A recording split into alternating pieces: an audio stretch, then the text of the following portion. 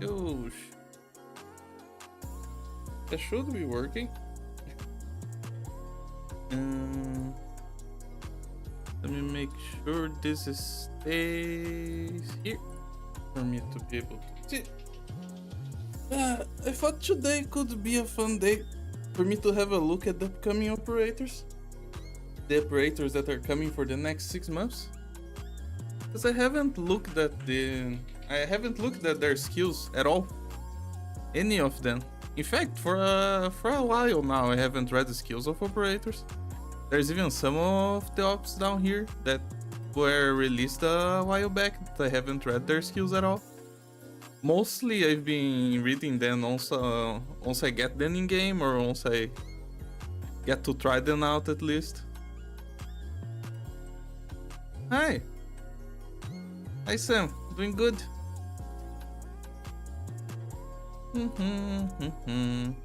I am. I think I'm gonna have a look at them.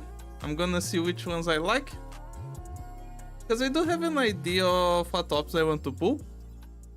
But it's mostly because I think the character is interesting. Like, obviously I'm going to pull for the second Monster Hunter collab. That's awesome. Especially because they brought 2 new armor sets. That's very nice.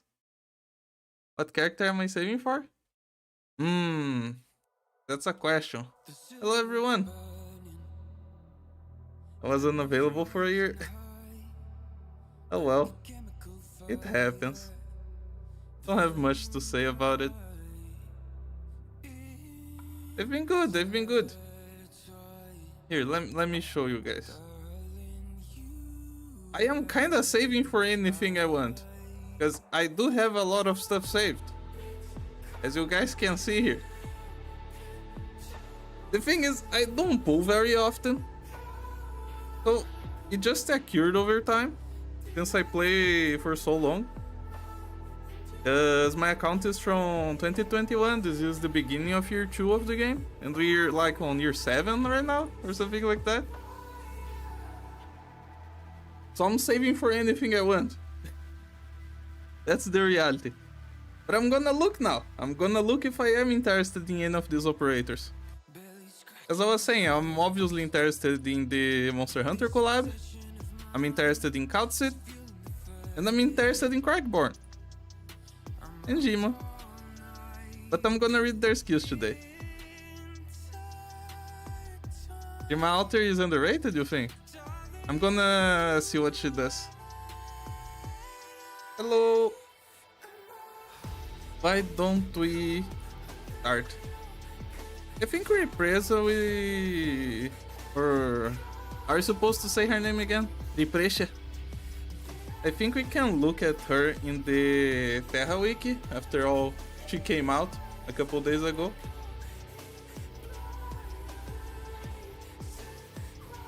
You wanna suggest Stumpy? I'm gonna go in order. So she's gonna be the second to last one, but I am gonna look at her. People seem to have liked her. I saw that a lot of people were drawing Tumpy. I guess she's like a new cutie for the community. Yes, you guys are gonna see me more often. I promise you guys, there's even a cool video coming. I'm gonna release a Chichi versus all bosses video. It's gonna be super cool. I'm sure you guys are gonna like it. Hi. Okay. Let me start reading the skills here. First for Represha.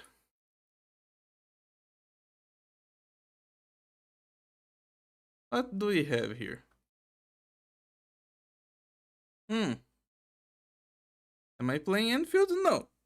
Enfield never interested me very much. It's just not my style of game. And I have a little bit of a bone to pick with Enfield because I didn't like that they used the Arknight's name for it. But I don't have anything against Enfield. I just don't have anything towards it either. Floripresa, she's a splash caster.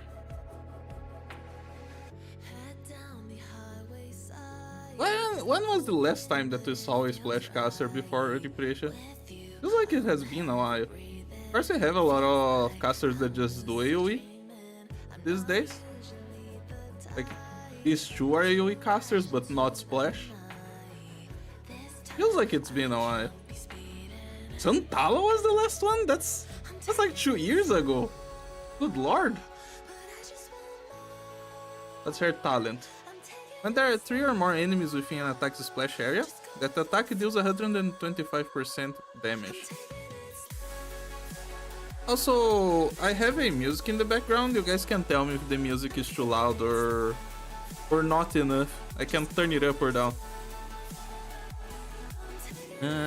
So basically, Repression just deals more damage if you deploy her in a place where she can do the job that she's supposed to do. Okay, I mean, a little bit more damage. Don't mind that. S1. Wait. Oh, this is a auto recovery power strike. 7 seconds. The next attack has increased the splash area and deals 210% attack as arts damage, with 2 charges. And her skill increases to 1.7 tiles. How much would be 1.7 tiles for each side anyway? It's like a third of a tile to each side? That doesn't seem that bad. It's a nice range increase. Does DOT? Let's see, that's true. Flash area increases and immediately deals 180% attack as arts damage to 3 targets within attack range. All enemies struck by this attack take 35% of Repression's attack as arts damage per second for 6 seconds. Hello, hello!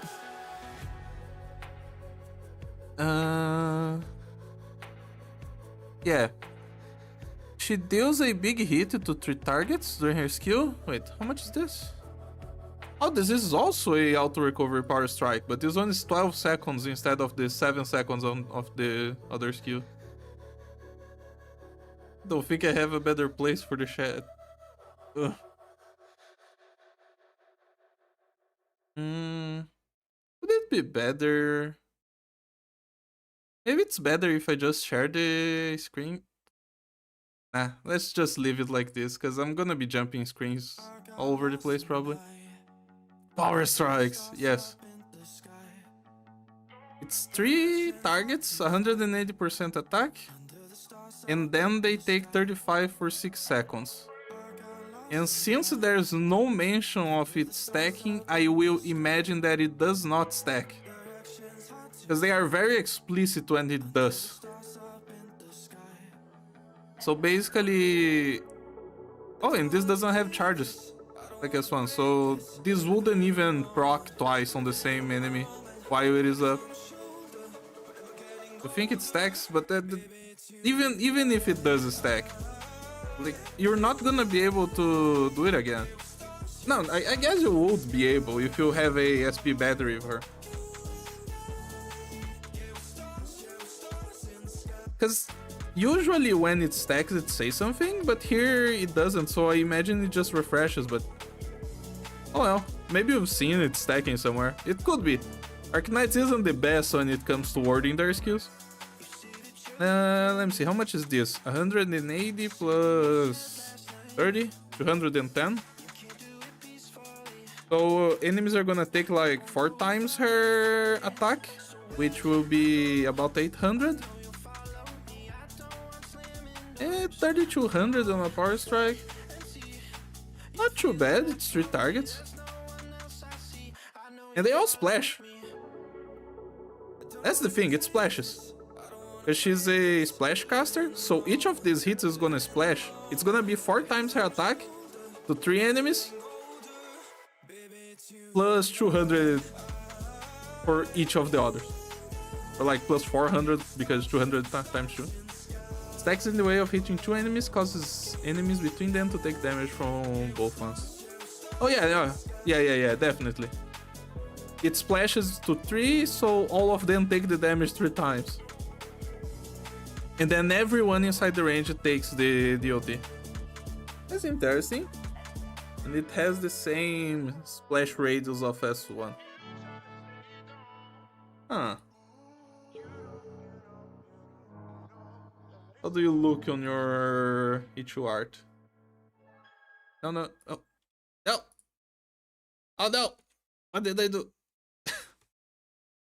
There you go, Ichu art. Is that a goat? It looks like a goat to me. But not a goat. What animal am I thinking of? Goats have horns. It does look like a goat anyway. It feels like it's gonna start saying bah to me.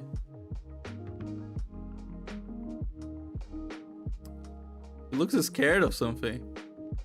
Even though she's exploding everything in front of her. Maybe that's what she's scared of. Her own explosions.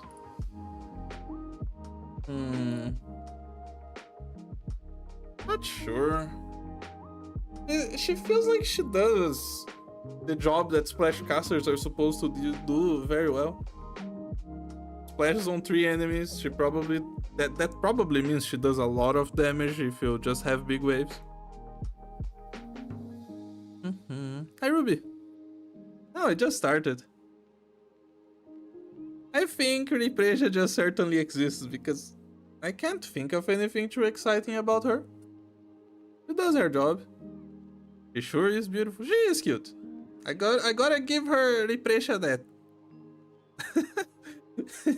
Leglistube.0.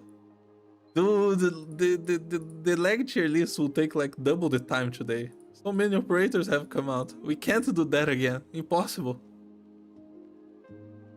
Okay. Who's our next boy? Belloni.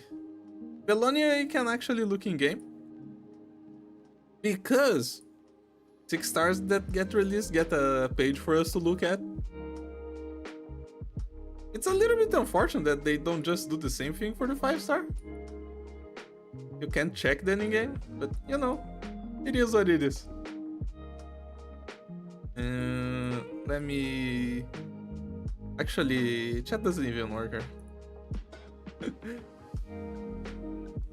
For some reason, even when I tell the screen to stay on top, it just doesn't. The game just takes priority for some reason. Bellend. You can't stop thinking about that? Leave Cat Boy Bologna in peace. Put him over some pasta. That sure's gonna taste good. Oh wait, you're a brawler. Or a fighter, apparently. When I played with him during the mini event, I thought he was the Skadi subclass. What's the name of those guards again? Let me check it real quick. Dreadnought. I thought he was a Dreadnought. But if this guy is a fighter, man, things have changed. What changes in your module? It increases numbers a little bit. Attacks reduce target's defense by 7% for 10 seconds, stacks up to 5 times. So 35 or 40. As the target's remaining HP percentage decreases, Bologna's damage dealt increases to a maximum of 128% when target's HP is below 20. Gains 40% physical and arts dodge, increased to 80% after deployment, gradually decaying over 20 seconds. So you can just deploy this guy on top of scary stuff and sometimes he's gonna survive for you to activate his skills. S3 is 8 seconds. He's gonna be at like 60% by then. I don't think that's gonna work against the stuff that is very scary. Like imagine a boss like Herald, for example. Where are the bosses here? Oh. If you try to throw him on top of something like Herald Herald is just gonna explode him. Like, he's gonna find the time to land a hit and kill him before he can activate his skill. But if you throw Bologna on top of something that is not as scary as Herald, I imagine he would have time, he would dodge a couple times. Okay, and then what does his skill tree do?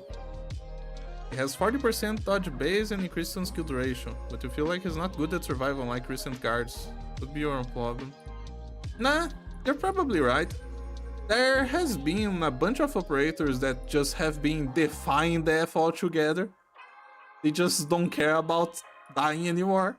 They die and they stay on the field dealing damage. But it is not a privilege that every op can have. It tries to do the fighter thing, trying to dodge. S3. Attack plus 170%, ASPD plus 50, and attacks have 50% chance to deal 185% attack as physical damage. Okay, so on each hit, it has 50% chance to do a second hit, which is basically the same as the first one. Oh no, it's a little bit less, because this is gonna be 270% of his attack, and this is 185. Immediately choose a ground target within range, and if say target's on a deployable tile, moves to target's position, attacks. If target is an elite or leader enemy and is defeated, or if Bologna does not attack for 1 second, new target is chosen. Yeah, he jumps around. Upon receiving lethal damage, skill ends instead of retreating. Returns to initial position when skill ends. Oh, look at that! He also defies death in a way, but he comes back with 1 HP, right? It's the same thing that Monster does, probably. Producing teleportation to operators a very, very dark omen. You think so? I think that's nice. I thought it was very fun to play in that stage that they gave us. Although, a very short stage.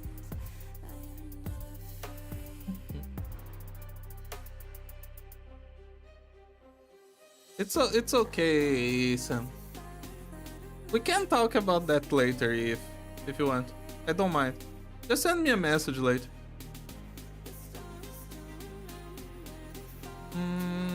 What does his S2 do? Attack range increases, SPD plus 80. Attack deals 200% attack physical damage to 3 targets. While active, talent 1 defense reduction, effect stacks up to 8 times.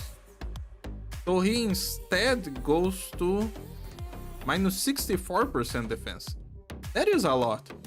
At minus 64% defense, he's gonna get past basically anything, right? Because what is like the most absurd levels of defense that we've seen on enemies at this point?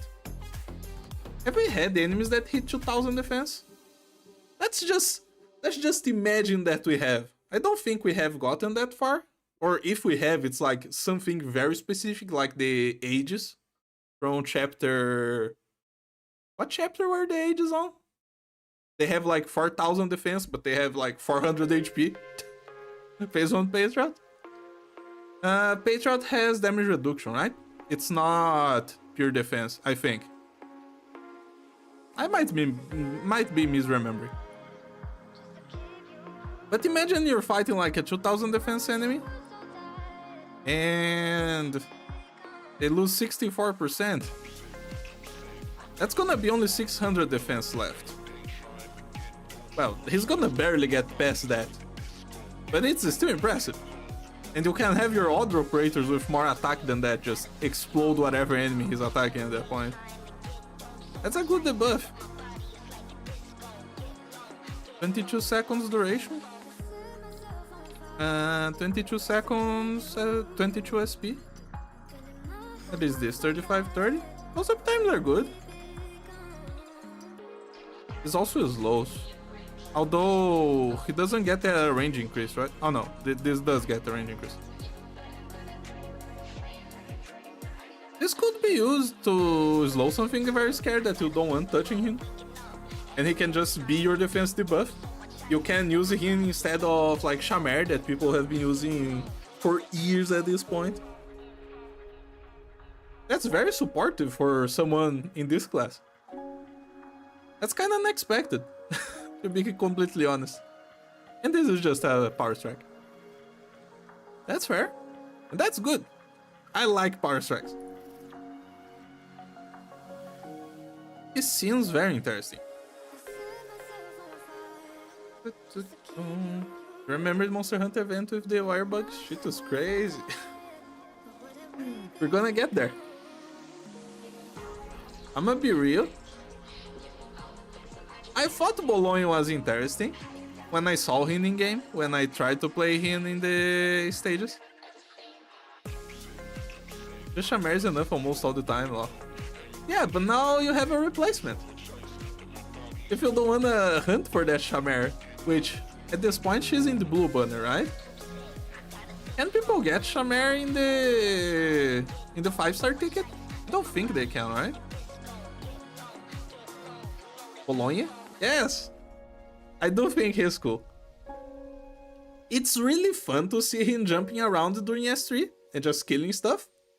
But more than that, after reading his S2, the fact that he has that utility as well, you can just use him as a debuffer that slows enemies from 3 tiles away. I think that's awesome. Defense debuff is low at in the same operator. I like this guy. I don't wanna pull for him. I know there's gonna be a lot of other operators that are gonna come up later that I'm gonna want to pull more. But man, reading that skill tree really makes me want to pull this guy. I'm not gonna lie. Who's the next one?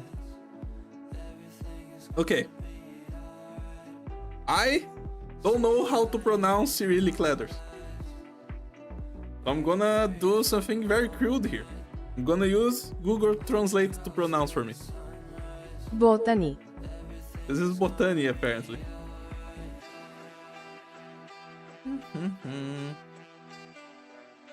You see him more fun than I expected? Yeah, that's what I'm thinking. There's up to one more. I need a clip if you go in Auga Humina. Humina. Pichu. Ay. The skin you're talking about is that cheerleader Wolfenite. That is a beautiful skin. Hello. Let's have a look at you. Yeah, I guess this is his Ichu appearance. He has some wolves going around.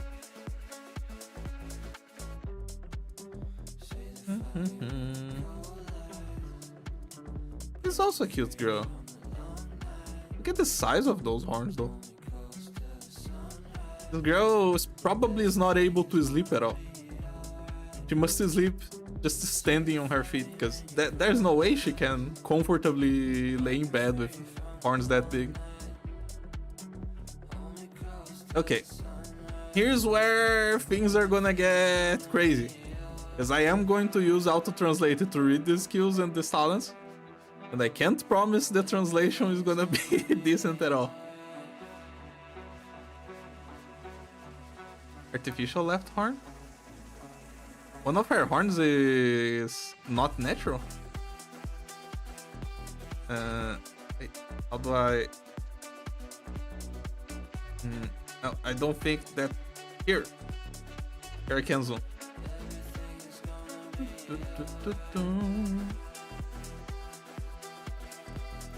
You think that skin is good bait? But the animations are cute? I didn't look too much at it. I just looked at it and I thought, yeah, looks cute. There's some translated stuff on the wiki. You think there is translation for her already?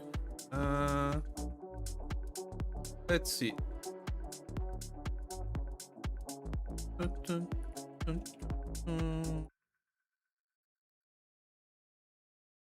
Botany.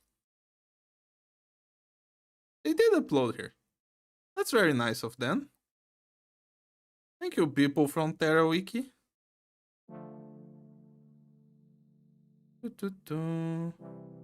Then proc Psycho is good, by what you heard. We just need Elemental Caster off guard to see how good this new Elemental can perform. Oh, she's a Ritualist. For what kind of Elemental damage? I guess her skills are gonna tell me. Corrosion. Ooh, she's a Corrosion Elementalist. Not Elementalist, Ritualist. Haven't seen Botany has a flower accessory in her head. That cute. Yeah, look at that. Oh, I guess this is what you were saying about her horn being fake. This looks like what's the name? It's like an arm cast when you break your bones and then you have to cast it. And then sometimes you have to keep it in a raised position for some reason, for some parts of the body or something like that. It looks like a wireframe made for that reason, which is kind of funny to think about because it's for a horn. It's like she broke her horn and they just put a wireframe to wait for it to fix itself.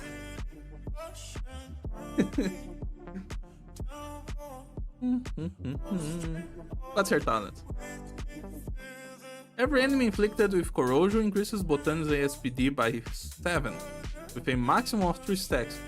I was gonna say that this talent was sounding really busted, until I read that there's a limit to 3 stacks, at which point it's very whatever. I doubt this is gonna make a big difference. Let's try this one. It's a auto power strike with 5 seconds. Next attack deals 110% as arts damage and 100% as corrosion. If the target has never been under the effect of corrosion, Botany deals an additional 50% attack as arts damage and 35% as corrosion. Okay. How much is this going to be? 135% of her attack. Guess I can use a PC calculator here.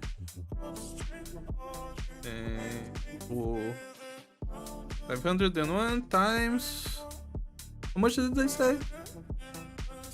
135? Yeah, 135. 676. I can't remember if the other Ritualists can proc their elemental bursts with a single power strike, but I don't think they can, right? This does sound a little bit low because you would need 4 hits of this to proc the corrosion. I'm probably just forgetting. No, the town doesn't say anything. How about the trait? Does the trait say that her normal damage does? Like that's the thing with Ritualists. Attack damage can inflict elemental injury. Rituals needs 2 S1s. Yeah, that sounds like it makes sense. Sounds like something I remember seeing. I'm not sure. Maybe no, because the trait doesn't do a percentage. I guess this is all she does. Which is not a lot of corrosion just on 1 hit. Normal enemies need 2. Elites are gonna need 4. And underwhelming. Let's see it's true. Nobody's gonna use S1 anyway. Attack range expands. Each attack targets 1 more enemy. An additional deals 150% of attack as physical damage. And 65% of attack as corrosion.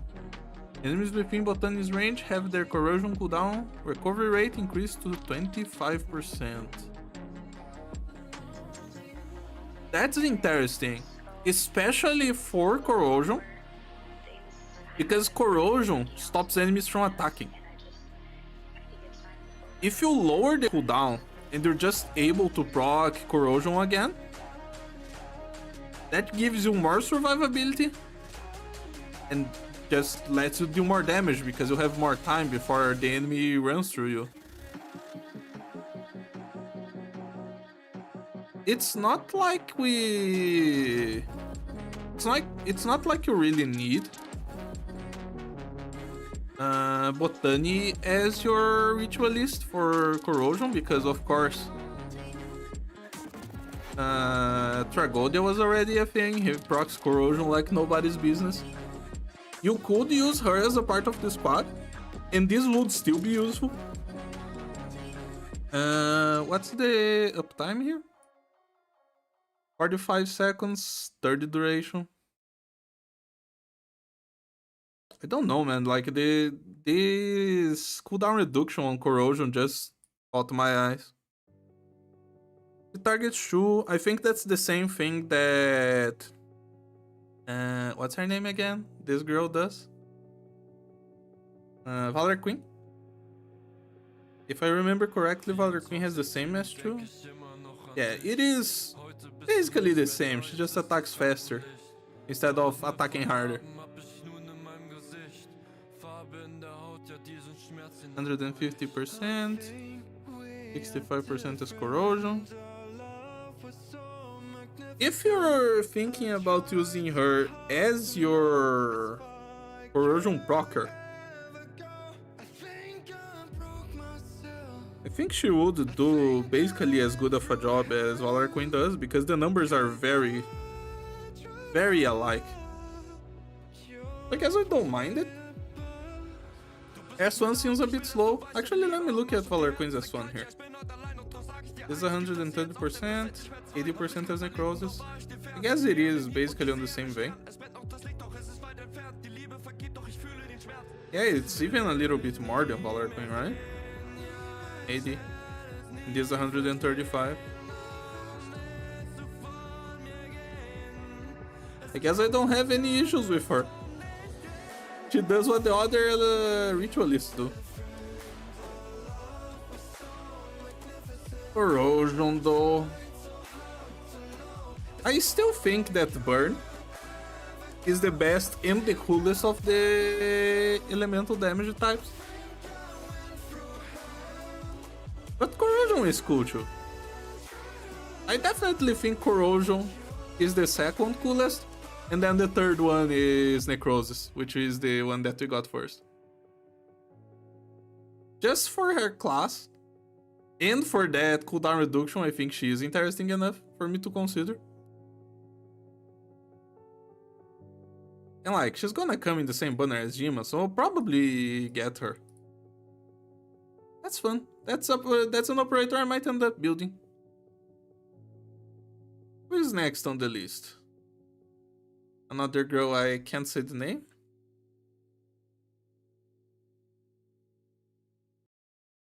No, not English. Ugusik. Usik. Okay. Open your page. Let's have a look at your art. Oh, actually.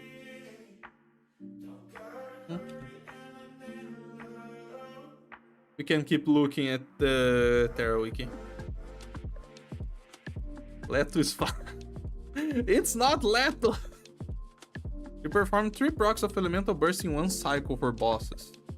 Or for normal enemies, but damage is eh. Oh yeah, no, definitely. I don't expect Botany's damage to be that high on her own. Because once again, I am used to playing Valor Queen, and I wouldn't expect Valor Queen to be a damage dealer. Even though Necrosis does deal damage on its own, it's not a lot.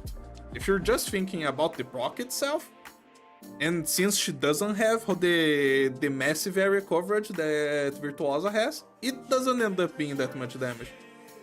But as the supports that they are, I think they are fine.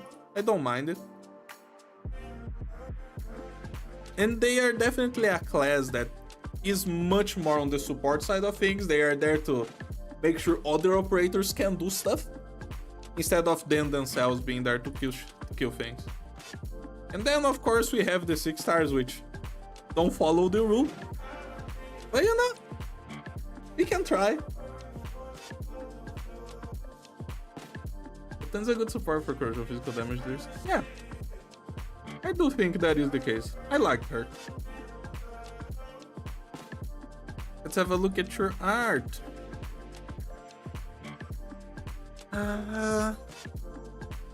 We have seen this girl in the story before, right? I don't remember where. I might just be misremembering and thinking about some other character. But I feel like I've seen her before. And for some reason, whatever this weapon is that she's wielding, it kinda looks like a scissor, but not really. And like calipers, but also not really. It's like a small pincer. Cute. It is cute. I do agree.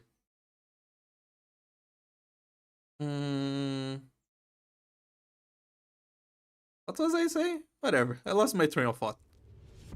What class are you, Kusik? Restores HP of allies, bouncing between 3 allies. Oh, you're a chain medic.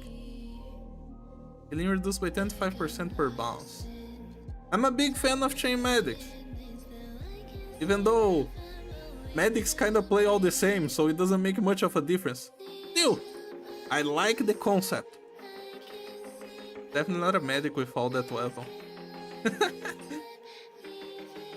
Oh, so that's what it is. It is like a medical pincer.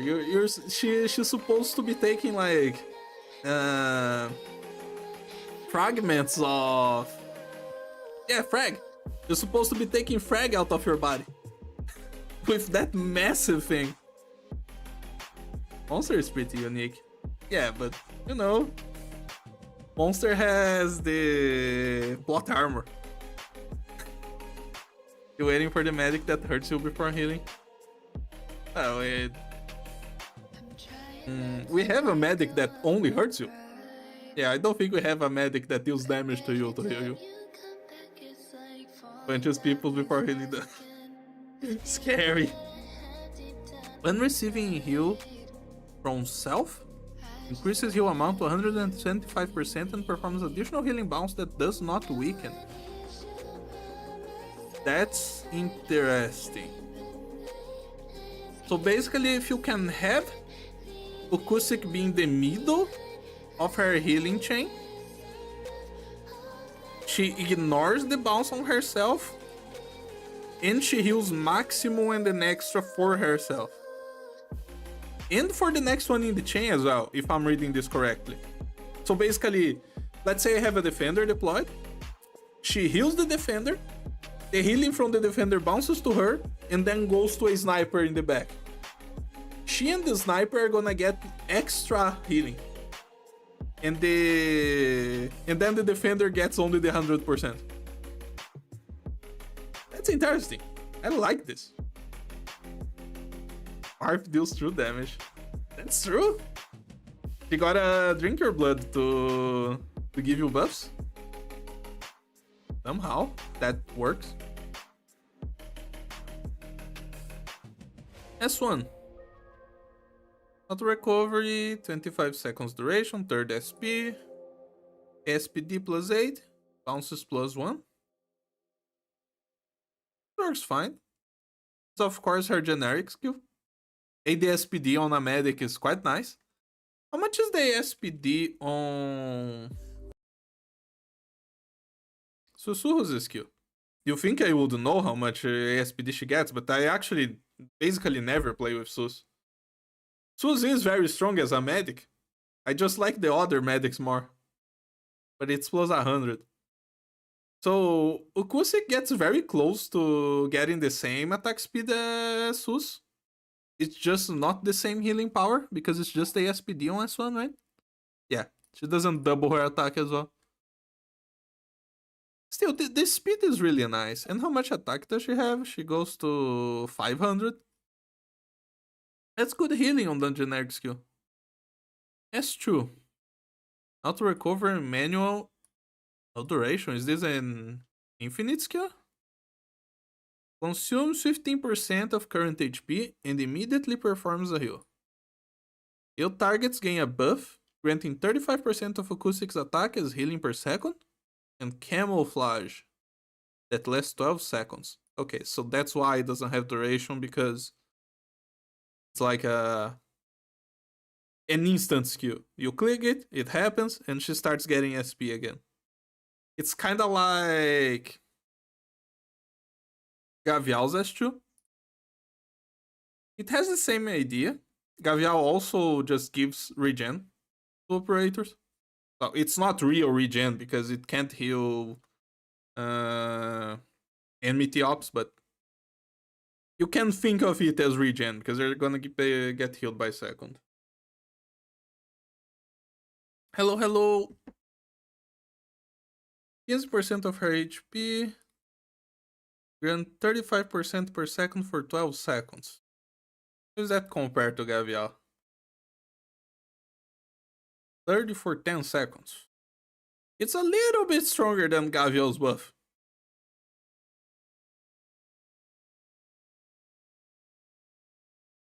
Although she can target more, right? No, she can target less. Wait a second. Okoseki can heal less than Gavial? What the fuck? It's her own HP, it looks like. She loses 15% of her HP and then gives the buff to everyone else. Why did the music stop? Please.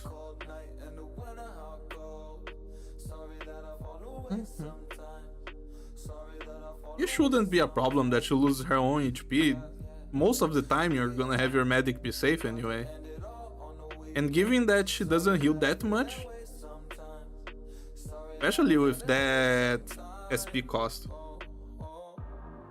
I don't think I would play with this skill very much. If I really wanted to play with Okoseki, I would just go with S1 release. It feels a lot more comfortable. I'm not a fan of Gavial S2.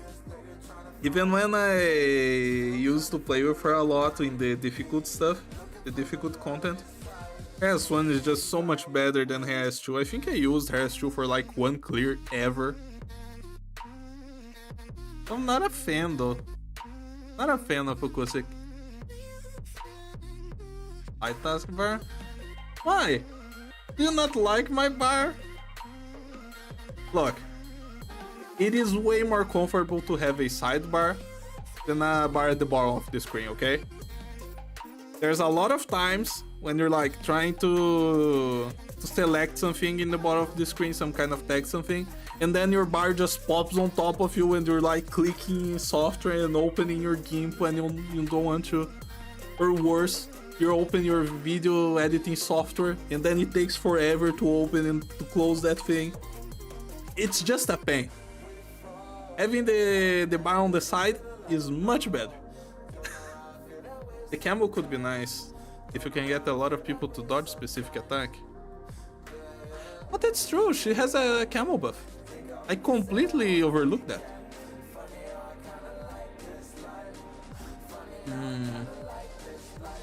Like, it's not bad, it's just... it's very specific. And it's camel as well, it's not invisibility. If an enemy shoots something at you and you click the skill, you're still gonna get hit. Everyone is still gonna get hit by that AoE. But I can't see it coming up. I just can't think of anything specific right now. Have yours on the right side, but yeah, sidebar is best. I don't think so. So Okoseki. Not a fan. Didn't like her. I might end up getting her anyway because she is from the Jima event as well. Is she the... she might be the welfare, right? Or is it the other way around? The first operator is the welfare. Oh yeah, the first operator is the welfare, the second one is the pool. So she is the banner op, and Botany is the welfare. Oh, so it's very likely that I'm gonna be getting and raising Botany. And I'm just not gonna think much about Okoseki. Everyone has two ranges awkward compared to Okoseki. Debatable. No, definitely. You can get some nice bounces and get this to work. Because this is not limited to her range. You can get this camouflage to just jump across the entire map. It's just kinda awkward. The same way that trying to use a chain medic for that kind of purpose is awkward anyway. Lock in! Jima time! Actually, keep that page. Jima, the raging tide.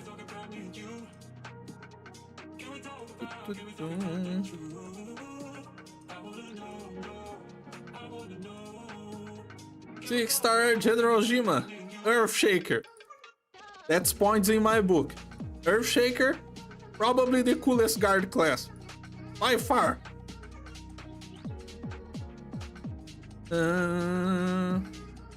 Yeah, she has the trait, Earthshaker.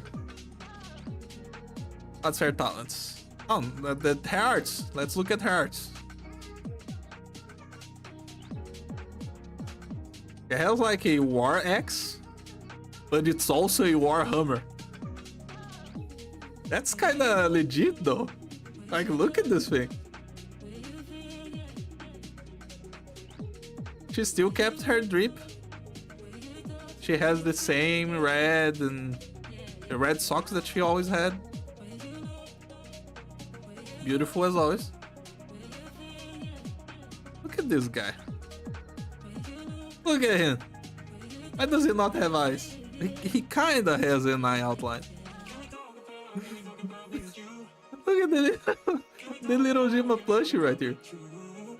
Got the cooked with the grown yogurt. Hells yeah. Look at her. Surely this is a reference, right? I feel like this is a reference the way that she's holding that bandana. I'm just missing the reference. Angry bear.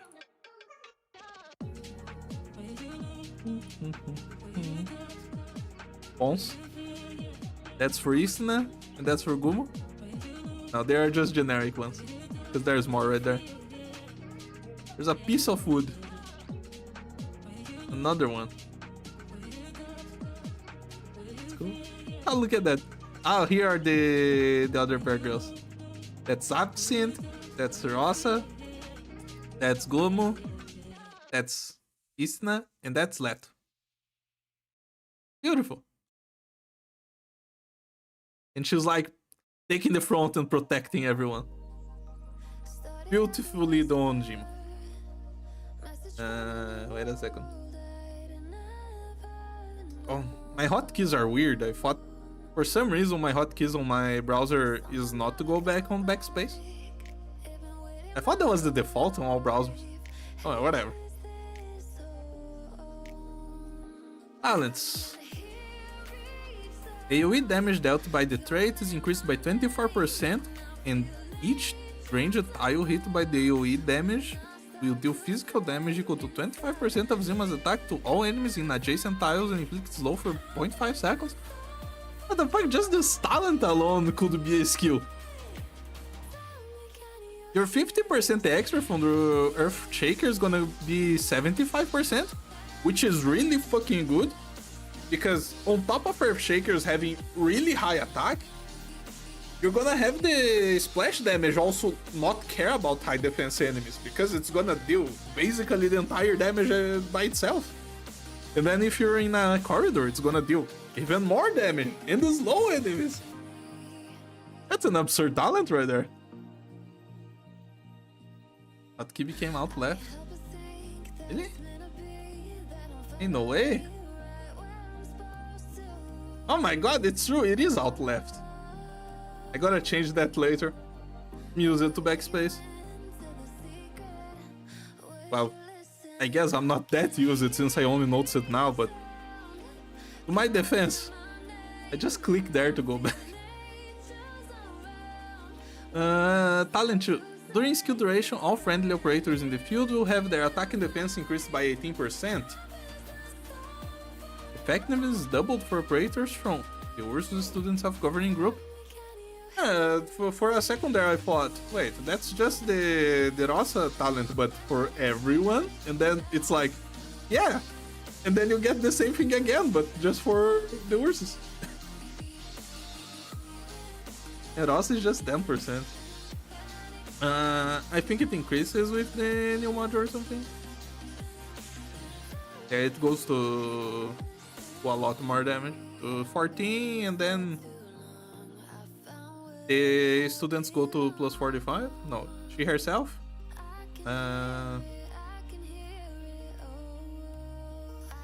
Yeah. She gives plus 45% to the Ursus, to the bears. And Jima is gonna give another 36%. That's crazy. Oh, they don't wanna make a second module. Leave me alone. It is a lot, definitely. Let's just think about it. You're gonna have... How much is this? Rosa is gonna give 59%. And then Jima is gonna give 36. So that's 95% attack boost. For the bears. Yeah, it is double attack. For all the bears who have their skills active. Which can be all of them if you just put Leto in the squad and just click her skill. Which you're probably gonna do if you wanna do that combo anyway. And crush the heavens with all those buffs. It is completely absurd.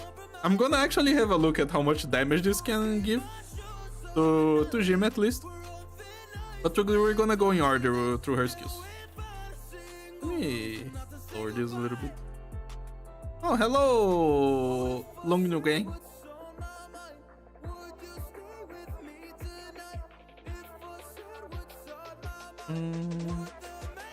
Did I miss anyone? No. Only that message. S1. This is generic skill here. Let me see if I remember where it takes this. There you go, it's Swift Strike because it just gives attack in ASPD. It's a Swift Strike Gamma or something like that. Plus 50% attack, plus 50% ASPD. Nobody cares about that one. That's true. Obtains 1 skill point each time Talent 1 is triggered. Which one was Talent 1 again? I imagine they are referring to the second part of the talent.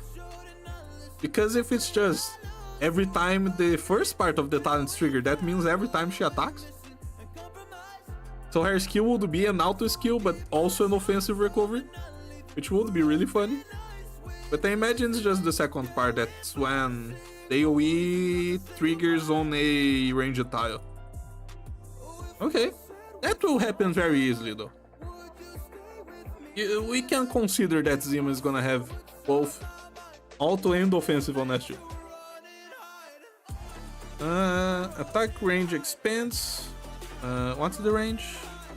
It's the same range as Pepe S2. Attack plus 90%, defense plus 60. And upon the second activation, it becomes unlimited duration. What's your attack interval, Jima? I'm curious how long it's gonna take you to get there, because 50 SP is quite a lot. Attack interval of Earth Shakers is 1.8.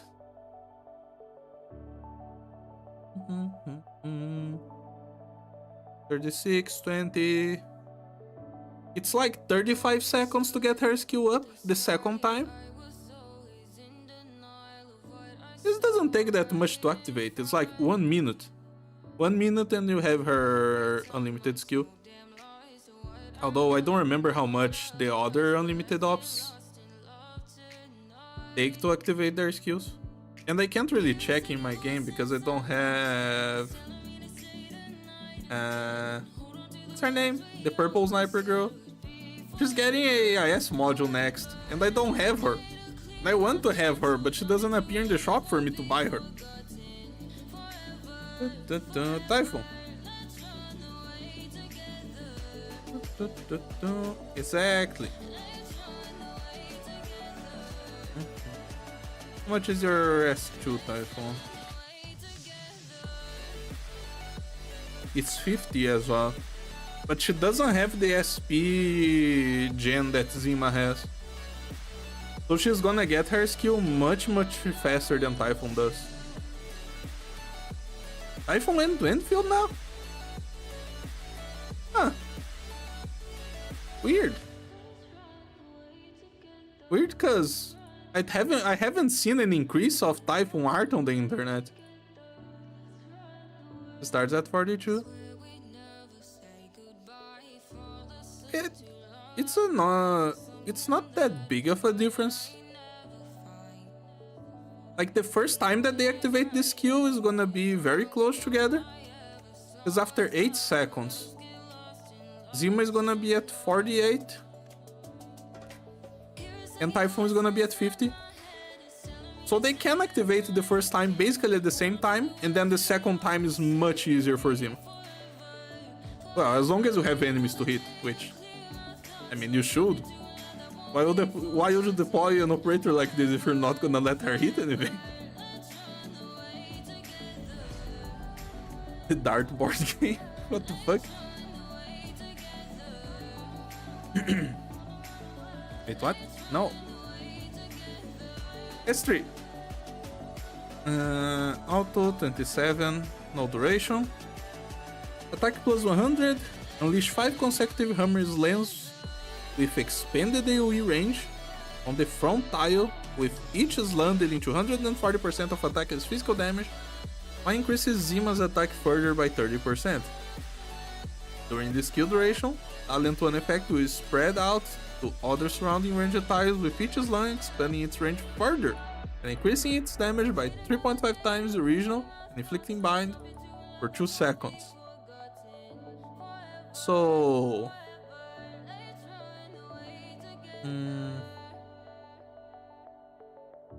So this is basically the same thing that Pepe do.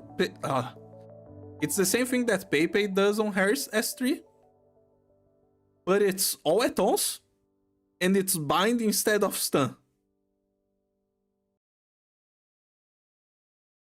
And like, if I'm understanding this correctly, her damage is just gonna spread it through the entire field, through the ranged tiles.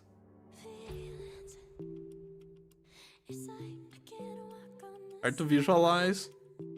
Grinds the enemies into mincemeat.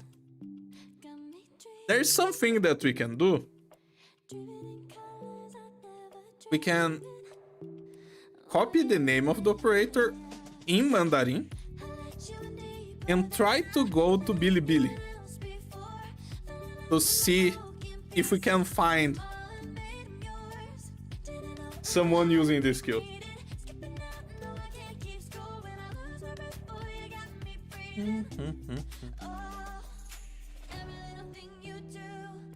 Extra damage really depends on placement of ranged tiles, but yeah, pretty good.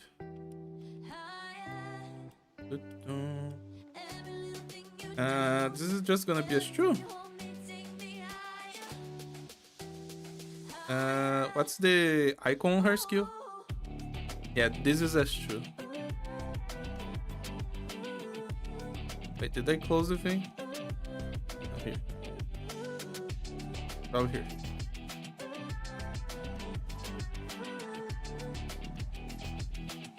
S3, they're talking about the crazy damage. Okay, against this boss. Zima's probably really good against a boss like this because this boss is really easy to kill with Pepe as well. Come on, click it.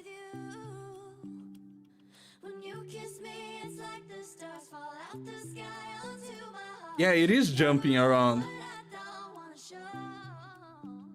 That's crazy. Don't know if you guys managed to see it, but look, she hits, her attack splashes into this tile in the bottom, and then it just splashes around to the other tiles, and it keeps going. Like, look, whoop, whoop, and each of the splashes just deals damage to the enemies around. Yeah. This is basically Pepe S3, but all at once instead of big duration. I like this, man. Billy CCs are a different breed. Bottom right thumbnail. Don't think about it. I didn't see what it was. It sounds like it was something scary. If she's surrounded by walls, she can hit a lot of hard and further. Harder time than Pepe. Does it charge faster as well? Well, it's certainly gonna charge very fast because of her talent as well that gives SP. Yeah, Pepe is 45. Like half. Less than half.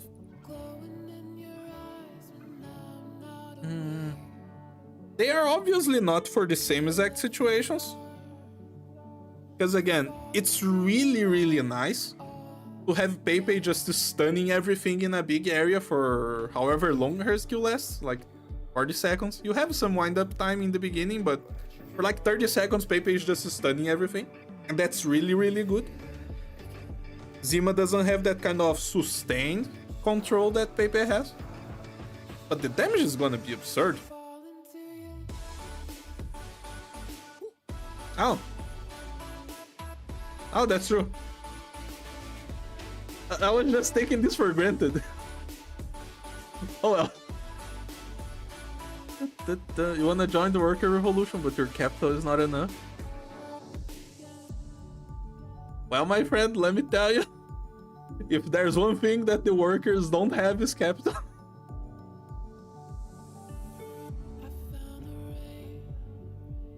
No, I think some propaganda can fix. Okay, look. Jima, they really cooked with this one, okay? Should they try to calculate a little bit of the damage here? Let's just see how much we can make out of this. Just crunching some quick numbers. I'm probably gonna mess this up, but let's just do a very simple job here. 1262. Actually, just the small calculator is fine. Oh, this is my plus.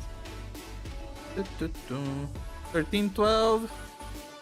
How much does the skill do? Times 2.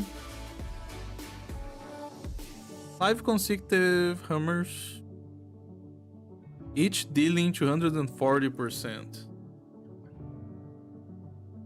And increasing Zima's attack per 30. This is not so simple to calc because each of the hits is a different damage. We can average.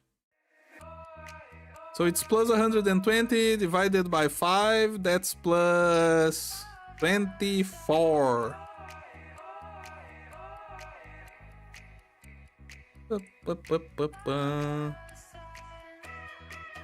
0.24 times. How much was this again? 1312. That's more or less the damage of each hit. And then it does times 2.4. This times 5. It's like, that's ignoring the talent as well. Yo, hello there. Believe has 3 less than Pepe has 3 in total. Oh, for sure. No, it would be off the wall if all this damage came like, if Pepe's damage came all at once, the same way that Jima's damage does, it would be completely absurd. It's in a level that we're not gonna see for the next decade, probably. That's the kind of absurdity that it would be. Because this comes real quick. But like 35k. Plus the splash. We can't forget the splash, man. The splash like doubles her damage.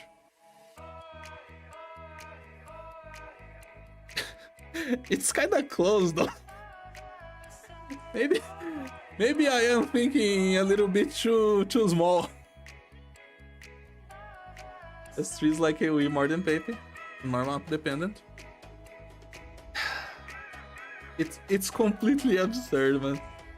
It's a lot of damage. And this is lowballing.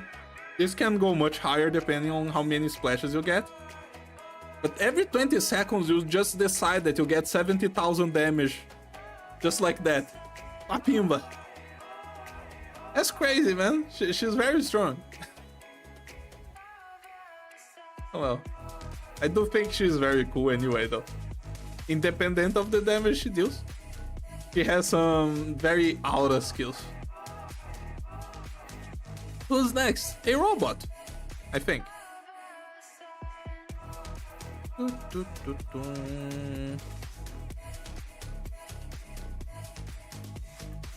Galus. S2 is better, but super cool nonetheless. S2 is definitely gonna be more comfortable to play normally. Unless you're going to explode something really hard, you're probably playing with S2. Galus is a metal as fuck name. What is this thing? This is like a chicken coop kind of thing. You place these things on top of a chicken coop. It's of course a wind measurer. That's not how you say it. What's the name of these things that measure the wind? Whatever. This is supposed to tell you which side the wind is blowing. Chicken coop robot as fuck. Weather vane. Look at that. He is just a chicken, man. It even has some feathers in the tail. Like, look at that. It's feathers in the legs as well. Why do we have a robot chicken that for some reason still has feathers? This guy is weird. It's a carcaster robot. As that silly thing has lore related. God, I can't imagine. We're gonna see. It's gonna come up during the event, probably. We're gonna see what this guy's about. Let me just ramble a little bit about robots for a moment. I used to have a super nice tactic to get robots. I used to just roll recruitment with 1 hour with no tags, and I would just get robots. It worked for basically all of them. You can see that all my 1 stars are max spot, except for this guy. I don't know why, but Confess just refuses to appear. I have lost count of how many certs I used to get this guy.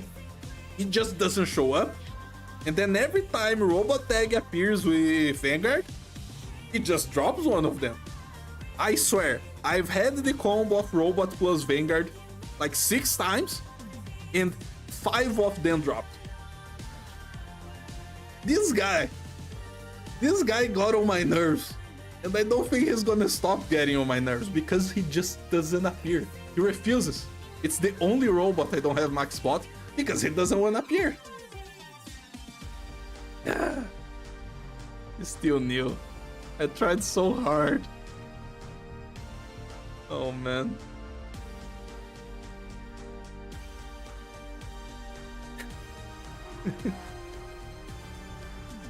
Doesn't feel like showing up, I guess.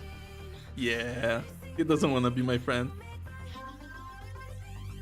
You haven't been able to get pots for the Defender one? For Freestone? I got very lucky with Freestone. I did the same tag that I did with the other ones of just rolling 1 hour with no tags, and he showed up pretty quick. Confess just doesn't. I kinda gave up at this point. He will appear when he wants to.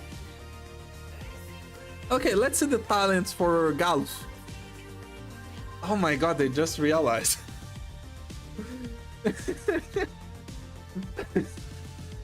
Okay, in case you guys don't know.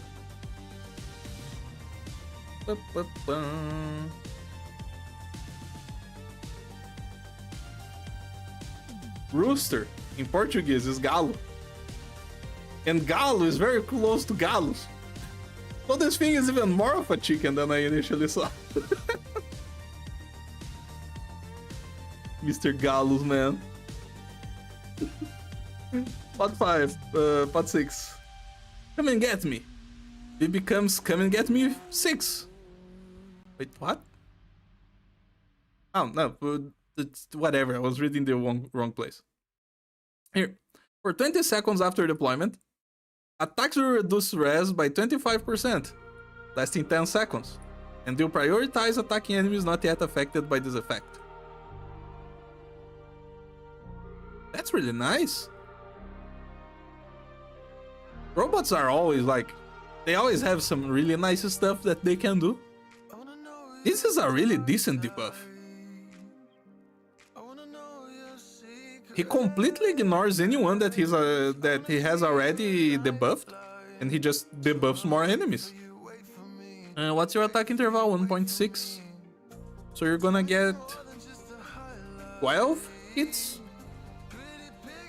Yeah, 12 debuff hits. That could be meaningful. Again, Ifrit boss killer upscale. He could be. Sounds decent. He really does, man. 25% res debuff. It's not that much. Like, obviously, my prime res debuffer is Haze. How much is the talent? And she's just a minus 30, like. Actually, he's not even that bad. The only thing is that it doesn't last for very long. He can't be on the field debuffing things, but considering that you will probably be exploding bosses in this time frame anyway, you could very well just use this guy legit. Use Galus as your arts debuffer. And just use whatever caster you have to explode the boss in those 20 seconds and perfect. It's like that robot that always appears with 4-star tags. You need to decide between gold swords or robots. I feel like I don't know which one that is, but yeah, definitely. The robots tend to do that. Usually the robot tag appears with other tags. I can pick this guy in IS4 when I don't have hope. Yeah? Turn between saving your resources to get Wizardel on the October return or Angelina Alter in January. Well, good luck for you, my friend. I would have no idea how to choose between the two. Could be legit meta in IS3. I do think he could have some legit uses. If you don't have another res debuffer. Like, for a new player, if someone starts playing the game during this event here, and they just get Galus because he's probably a welfare, right? Whoever is the new player playing with this guy can probably play with this guy legit for a long time, until they find a operator with better res debuff.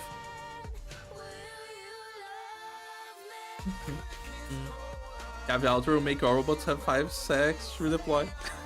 Would be really funny. How much does Thermi X debuff? Thermi X, let's check. But it's very short. It's 30% fragile for 8 seconds. You can use both, because this is fragile, and the guy is res debuff. Or res shred, I guess. It's the correct way to call it. But you can use both at the same time, if you really want to.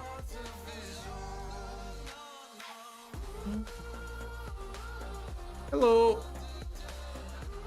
I like this guy. He surprised me. I honestly think he's like the coolest robot so far. Anyway, let's go for the next one. Crackborn. He was born in the crack. It's actually really mean considering she's a bear girl. Let's not think too much about it. Primal Protector. Block 3 enemies can inflict elemental injury. Oh, this is like the same class as Philly.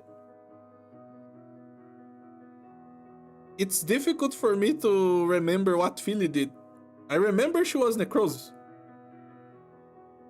Although my experience with Philly was playing the auto chess, so I can't really say I even know what her skill is. I don't know much about Primal Protectors, it's a class I kinda ignored up to this point. Does this class have someone else? Oh, it's you! Oh no, then I know very well what the class does. Oh, the bunny girl is gonna be a defender too. I don't know why, it never occurred to me that you is a Primal Protector, but it makes sense because it just burns things. Oh well. Little bit of a miss on my part to ignore the class completely like that. You've heard really bad things about this operator. Oh no. Evil thing to say. The Crozei you upon taking damage. Karen, she's quite strong to do Nervous Impairment. I don't know, I didn't like this girl's face too much. Just not a big fan of braids, I guess. So she didn't pick my attention. Look at her. Let's look at Krat Barnes' art. Doesn't she give the same vibes that Jay does? With this bottom-loaded clothing. She seems like a very heavy worker. Okay, this art is kinda cool. Look at it. Look how focused she is. Just blocking stuff. And she seems to have like a...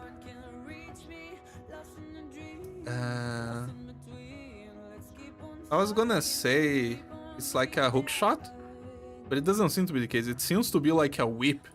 A very weird whip with a hookshot head on the point for some reason. Gives out all the vibes. But definitely big shield. Although her shield is not that big. Curveball skill is not functional for a defender. Oh no, don't tell me that. I don't take anything. Wait. Why does this guy look like a koala? Did they mistake koalas for bears? It's pretty. Wait. Oh fuck, I closed the thing again. Okay. Karen has a loudspeaker, she's silly. Reminds me of Mudrock. Mudrock, really? Well, I guess she is using the same kind of top. Mudrock is not fully raised. One of the few operators I have who are not fully raised. It's the same kind of top that they are using. So I can see where you would make the connection.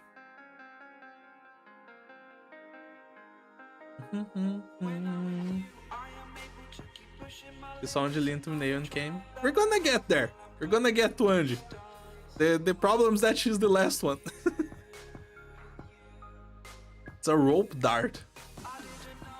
Wait, so is it supposed to be a hook shot then? Specific bears with your long ears. I don't have Discord open right now. I'll have a look later, Ruby. Potential of libraries must guaranteed. I should have read that.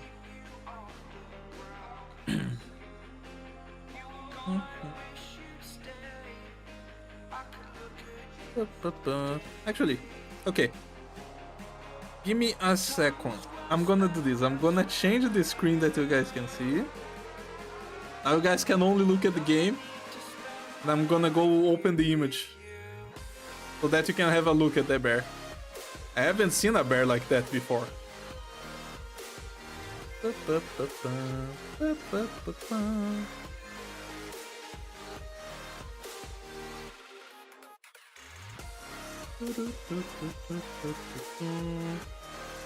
Oh, it's not even gonna work, Ruby, because I don't have a Twitter account and Twitter is not gonna let me look at the screen. Forget it. Close this thing.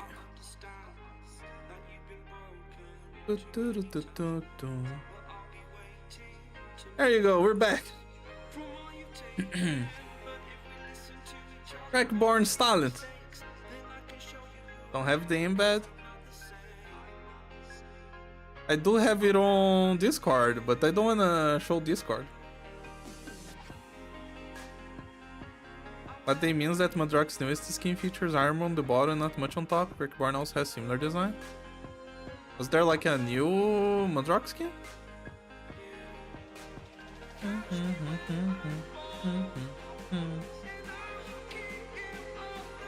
Crackborn's talent. Receives 12% less in elemental injury, further reduces by 12% from corrosion.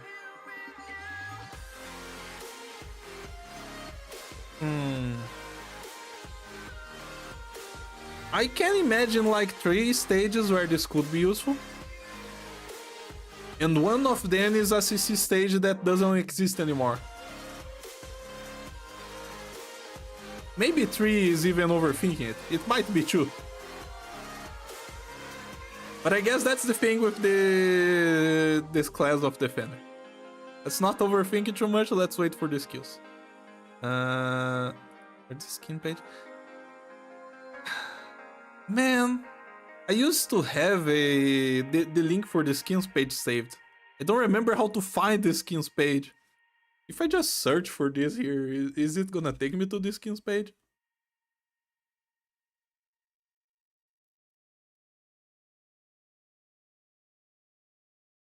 Come on. No, it doesn't work. Whatever. Oh yeah, I can just go to Madrox, right? I guess that works. And I imagine it's gonna be here on Terra Week as well, if it has operators.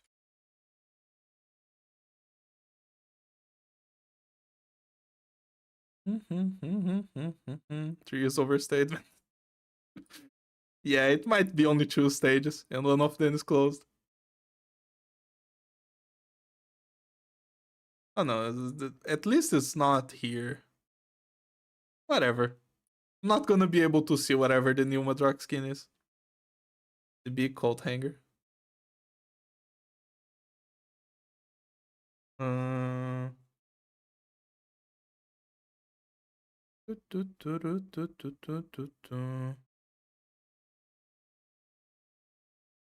Like after search?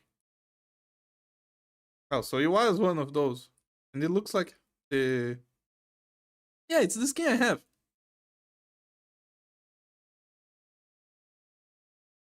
Don't know if I can see it. Why did you stop the music again? Maybe the... No. We still have a few songs to go. And then we're gonna have to search for another playlist. Don't think I can see it on this one, because... Like, I get the idea. She is wearing armor on the bottom half and then just not on the top. But Crackborn is a little bit thicker, right? At least that's what it feels like. I guess, not really, no. It's just that she has, like, a lot of cloth right around her waist. But her legs are very not armored at all. I guess I can see it.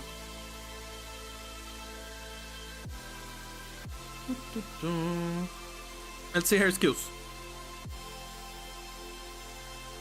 S1.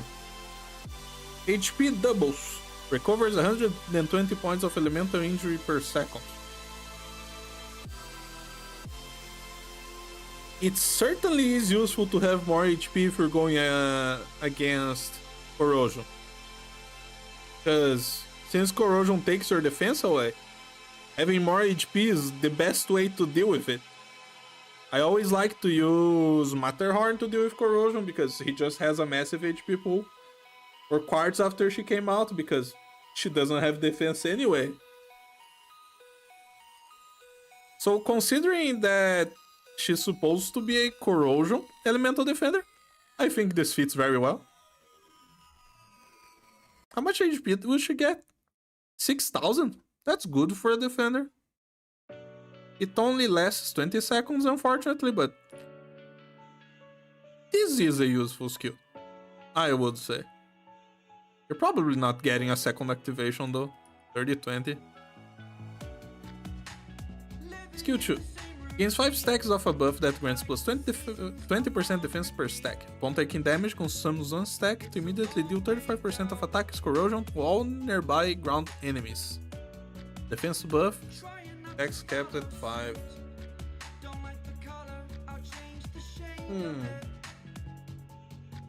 Okay, so initially she doubles her defense, and then every time she gets hit, for 5 times, she deals a little bit of corrosion. In AoE. Will this 5 hits proc corrosion? Is my question right now. 35% off 632.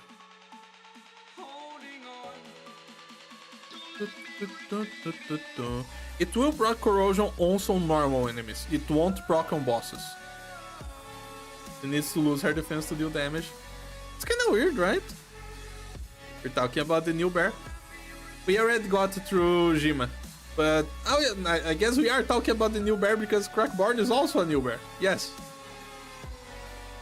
The blue bear. It is weird. One thing that this class of defender does,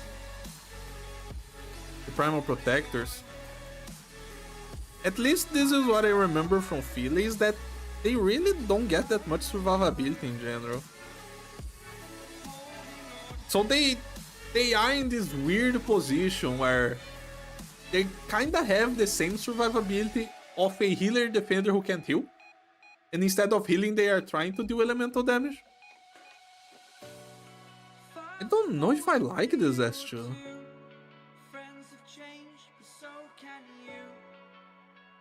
Like, this is fine.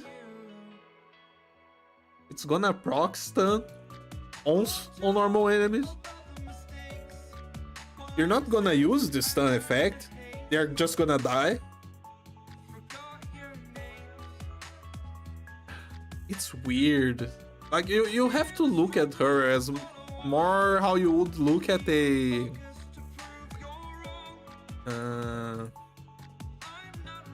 Durnar, for example.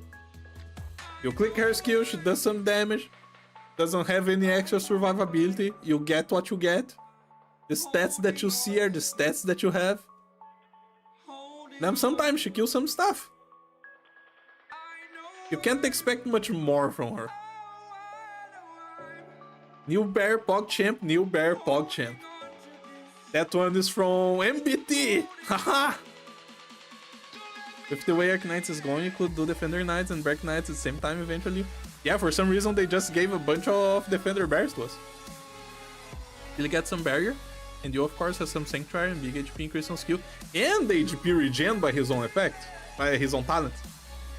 Primal Defenders are weird because they are meant to resist elemental damage and deal elemental damage at the same time, kinda like Arts Defenders. Yeah.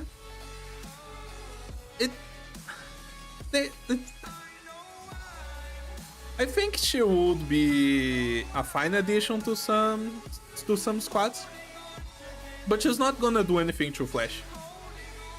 She can do some lane holding to let you do your Flash stuff somewhere else, and she can probably hold herself the same way that Durnar can. I think this skill could be more interesting if defense stacks didn't cap at 5, maybe even uncapped. Could at least do some silly stuff then. It would be more damage, definitely, and maybe then she could proc it on boss. Just rough without only 5 stacks and need to wait for the cycle to get it back. Yeah. Not the best. Oh well. I think... Sorry. The vision that I had of the class is a little bit underwhelming anyway. Oh well. I guess as her face says it all. It's like, what? You want me to do more? It's okay, Crackborn. I don't hate you. It's just... I think you understand that you're not overperforming. Karen is good! I don't know, I didn't look too much of to Karen. Let me... Oh shit. Oh fuck, what did I do here? It opened my tab on top of my chat. Let me just have a quick look at Karen. I'm not gonna dwell too much on this, I'm just gonna have a quick look at her skills and talents. Deals nervals every second to enemies blocked by herself. Oh wait, there's a difference between nervals and corrosion. I was mixing both. I thought corrosion would be what nervals impairment was. Corrosion is like a new thing. That means I misread what one of these two girls does. Whatever, I'm not going back. I'm still not impressed. She gets HP for 30 seconds, which is already a higher thing. Stay here so I can read your chat. And she gains 90% barrier that lasts 10 seconds. And deals 80% attack damage, 10% nervous every second for 10 seconds to surrounding enemies. Yeah, the elemental damage is just as underwhelming. But she does give herself more survivability. Which I guess is fitting for Nervals, given that Nervals stuns the enemies and doesn't let them attack it as well. That's fair. Can't be mean to her. I can't wait to read it. Corrosion is stacking defense reduction. Okay, so it's the same that corrosion enemies do. I mean, that's not bad. I still think it's not gonna be that helpful. Because again, the moment you proc that thing, the enemies are going down. You don't need someone else to do damage with her. Where were we? Here. How do you pronounce this guy's name? Is this just B?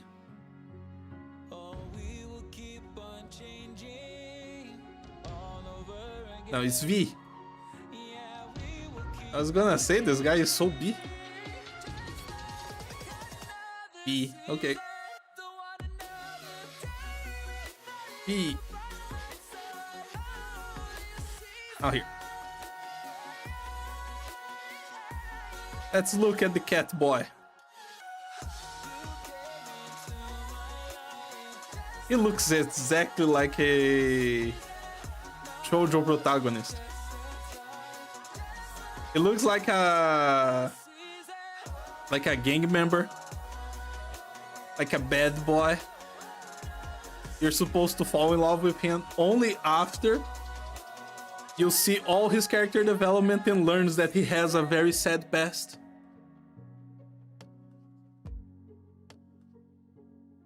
He's not a cat. Is he a horse? He's a horse! Oh my god! The turn of events. This guy has so much lore.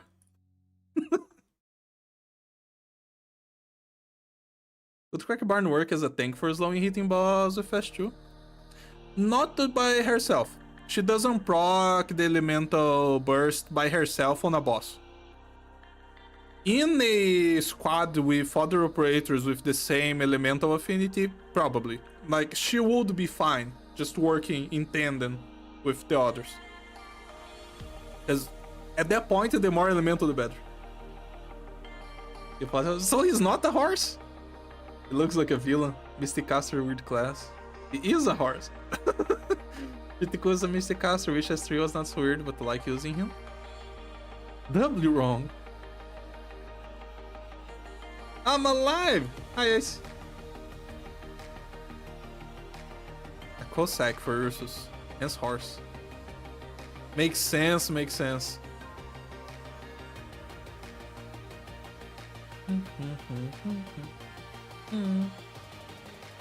What do you do, horse boy? When start attacks from this unit trait. Oh. We started the class. Mysticaster. You guys are saying that you guys find Mysticasters weird? I am a big fan of Mysticasters, okay? One of my favorite characters in this whole game is Indigo. And she's definitely one of my favorite towers too. I love Mystic Casters. Let's see what this guy does. Up to 3 charges. He's a welfare. Huh. A 6-star welfare, another one. That's kind of interesting.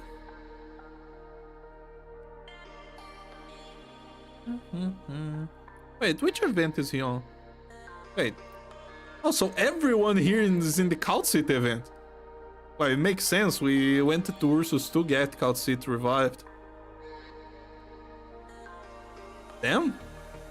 This is kind of loaded. What a banner. He tries to fix every Mystic Caster problem at once, and he sort of succeeds.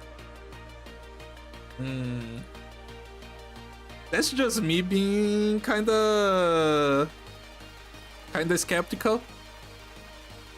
Listening to that doesn't give me good vibes. Let's see. Let's read what he does. When start attacks from this unit reaches 3, they will be fused into 1. The unit may start most 9 attacks when possessing transposed energy. Attack plus 12, if not, ASPD plus 15. Okay. So he can start a buttload of attacks. 9 to be precise. For the first 3, he gets an extra ASPD just to get them quicker. Just to get this transposing energy active so that he can start storing his attacks for real. And then he gets a buff. This guy can probably explode things without even activating his skill.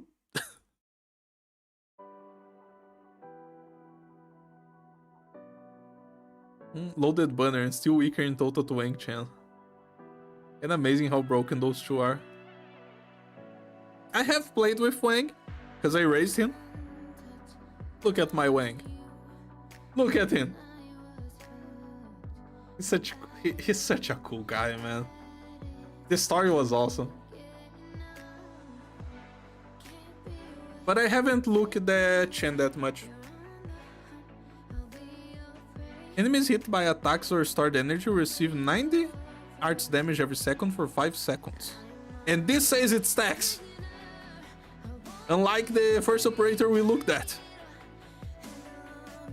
Or was it Beloin? One of them had a damage over time effect that did not stack. This guy stacks because it says right here. Enemies hit by transposing energy will immediately take 3 stacks. Oh, will not target enemies inflicted with this status. Huh. Okay, so I'm trying to imagine why they put this line here. Oh, no, I get it. Because I was thinking about the stacks, I was thinking, wait. You're not gonna get another transposing energy to hit the same guy again. That's just not gonna happen because you gotta stack 3 times. But you don't need to. Basically, he throws all his stacks at something, and then he ignores that target and starts stacking for the next in the line. I see. I understand what the plan is. Dylan Kumar. This target mechanics actually makes sense unlike Harmony. It's the not waste charge attack on it. Yeah, I get it. I understand now. Let me see how many attacks he can stack in these 5 seconds that he's going to ignore the guy. It's 3. So he's not gonna be able to get the transposing energy back. Which means he's not gonna get the attack buff from the first talent. But he's gonna get 2 stacks. At least 2 stacks if you're only attacking a boss. You would have to give him a lot of SPD to be able to get the thing back and get the buff. To be able to sequentially deal more and more damage. But with the idea that you're just letting enemies through, and he hits one really hard, and then he starts stacking, hits the next one really hard, it works. It works in a very interesting way. With Ethan or Ascalon, he just don't attack anything? Oh my god, did they use the same code for... that... Okay, that's kind of weird that they did that. Bro actually tries to abuse this in his skill, makes him a weird Mystic Caster that's good into a small horde. Okay, let's keep reading then. This guy is full of tricks. Double ASPD... 2518, wait. Wait a second. What happened to the generic Mystic Caster skill? Didn't all of them get this skill here? This guy doesn't. It doesn't make more sense for him to have a different one because of what they did with his talent. Because with his ASPD being this high, you can do the same thing that these guys are trying to do, which is get all their stacks back. Because the generic Mystic Caster skill is they get a straight line of range so that they don't reach that many enemies. And then they get a lot of ASPD just to get their stacks back and then throw all the stacks at something when the skill ends. Since this guy can have a lot more stacks, it makes sense to have a longer skill that just has more ASPD as his generic. It's just really weird to see a Mystic Caster without the generic skill. No code base after its first year. It's not being held up to hopes and dreams. If there's one thing that Hypergriff does not know how to do, it's definitely to code. He can get stacks 5 or 6 times before the dot runs out. It's great. I'm gonna see the other skills because it makes sense. Like, you wouldn't really use S1. I just found it very interesting that they made something different for him. And that it works. It makes sense for what they're trying to do. That's true. Attack interval reduces slightly. After attacking or firing charges, attack plus 15, SPD plus 8, attacks up to 9 times. Fire transposing energy will immediately add 3 stacks for the remaining duration of the skill.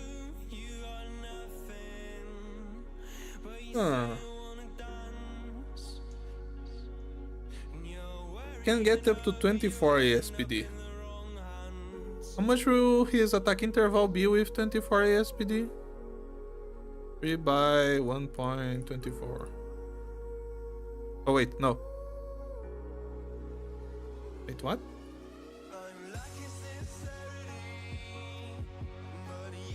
Whatever, my brain is not working at the moment. It's gonna get lower, don't worry about it. So I guess the idea of Dash 2 is to get him to just use his high stacks more often, but still with the same general idea of his normal attack. Just he gets his stuff faster, he attacks a little bit harder, and he gets attacks very easily at the beginning of the skill because he's just gonna shoot the thing, get the 9 stacks, shoot a couple times, get to max attack speed. Oh no, and it's 9 times. So it's actually plus 72 ASPD. He goes to basically 1.6.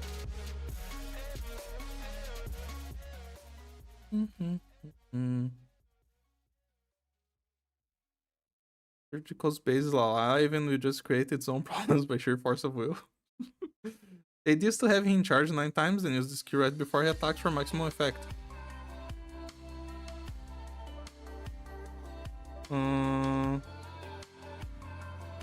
Wait, so it's gonna proc individually? Because I thought the initial 9 stacks going would be 1 stack, and then 3 extra from the transposing energy. But yeah, I guess that makes sense. You just click his skill and suddenly his basic attacks become completely absurd. S3. Attack speed plus 180. After firing stored energy, it will ricochet to nearby enemies once, prioritizing different targets. And deal 165% attack as arts damage. Transposing energy will ricochet 3 times instead.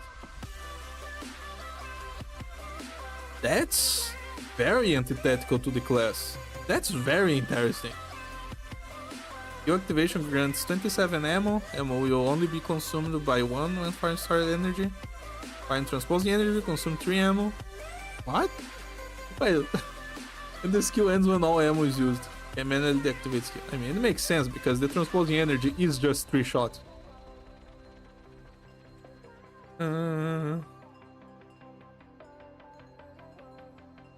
It's weird that it has ammo. But then again, you might not want him attacking non-stop anyway. So you can just get his full stacks back really quickly with his ASPD.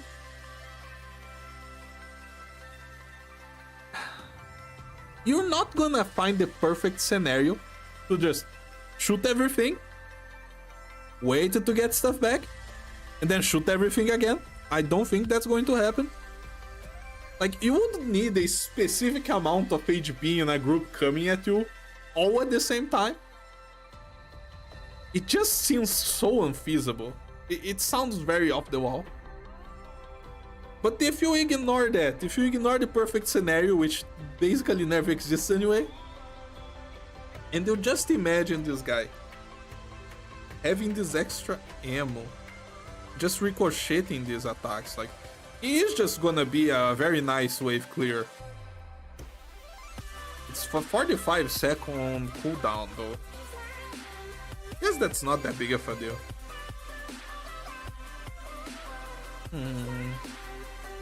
And although he doesn't really get a massive damage modifier, there's still gonna be a lot of damage because of how much he can stack in one shot. And then he gets this multiplier and the multiplier of his talent.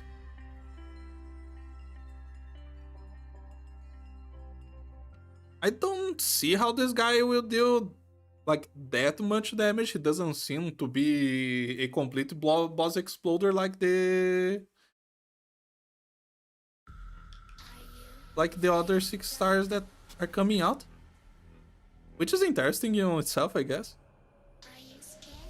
Like a mob killer, but you can just use an AoE operator for that. Yeah, it is a Mystic Caster trying to go AoE. Basically never see his gameplay, but that's just probably his best one from what I can tell. S3 seems a little bit too specific. But even if you ignore the specificity of it and just use it whenever, it sounds fine enough.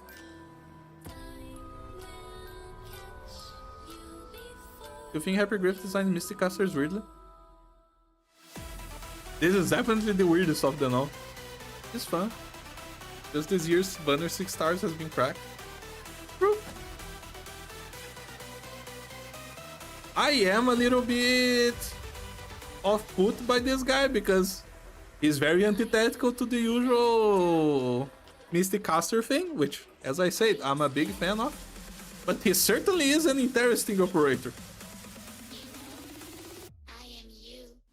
It does some things in a way that you wouldn't expect. He charges a lot of shots, and then suddenly he decides, I'm gonna explode that small village right there.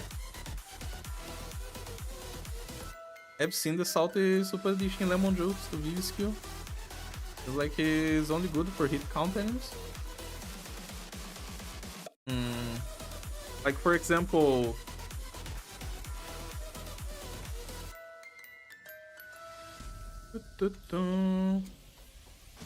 this guy here? How many stacks does Giraffe Man's shield has? Is it like 30 stacks or something like that? 30 hits that you have to do? Or is it more? I think it's more than 30, right? If you imagine using V on something like this, it wouldn't work at all. I guess he could help clear like small pieces from Link's event or something like that, but he wouldn't be able to deal with the spearheads, which are the worst ones to deal with. You still would want some kind of AoE poison for that. I don't see how that would work. I don't know. I can't find edge cases like that. He sounds like a generalist to me, which is not bad. hello! The bad part is that he doesn't have much attack scale on his kit, but it also probably means benefits a lot from it. Yeah, that's true. Any buff you give to him is gonna feel really meaningful. Super resolve is incorrect. Turn off your brain off and install win button. I don't hate him. Not at all. It's just really, really weird. Oh well, let's move on. Who is next on the line? Closure. The Camo Chain Medics or whatever. Poor girl. I don't know. I don't find her interesting at all. Except the class. The class is nice.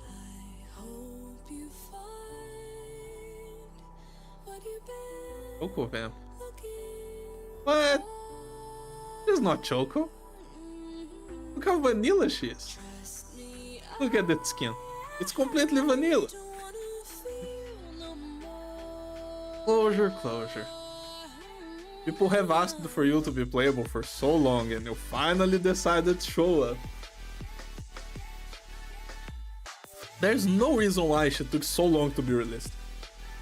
But I guess it's a good thing she did, because people would more often than not say that operators these days are better designed. At least that's the vibe I get. Closure is so busted. The fellow Choco addict. Choco Vamp. Fair. Ever witnessed it? The miracle of choose ultimate deployment.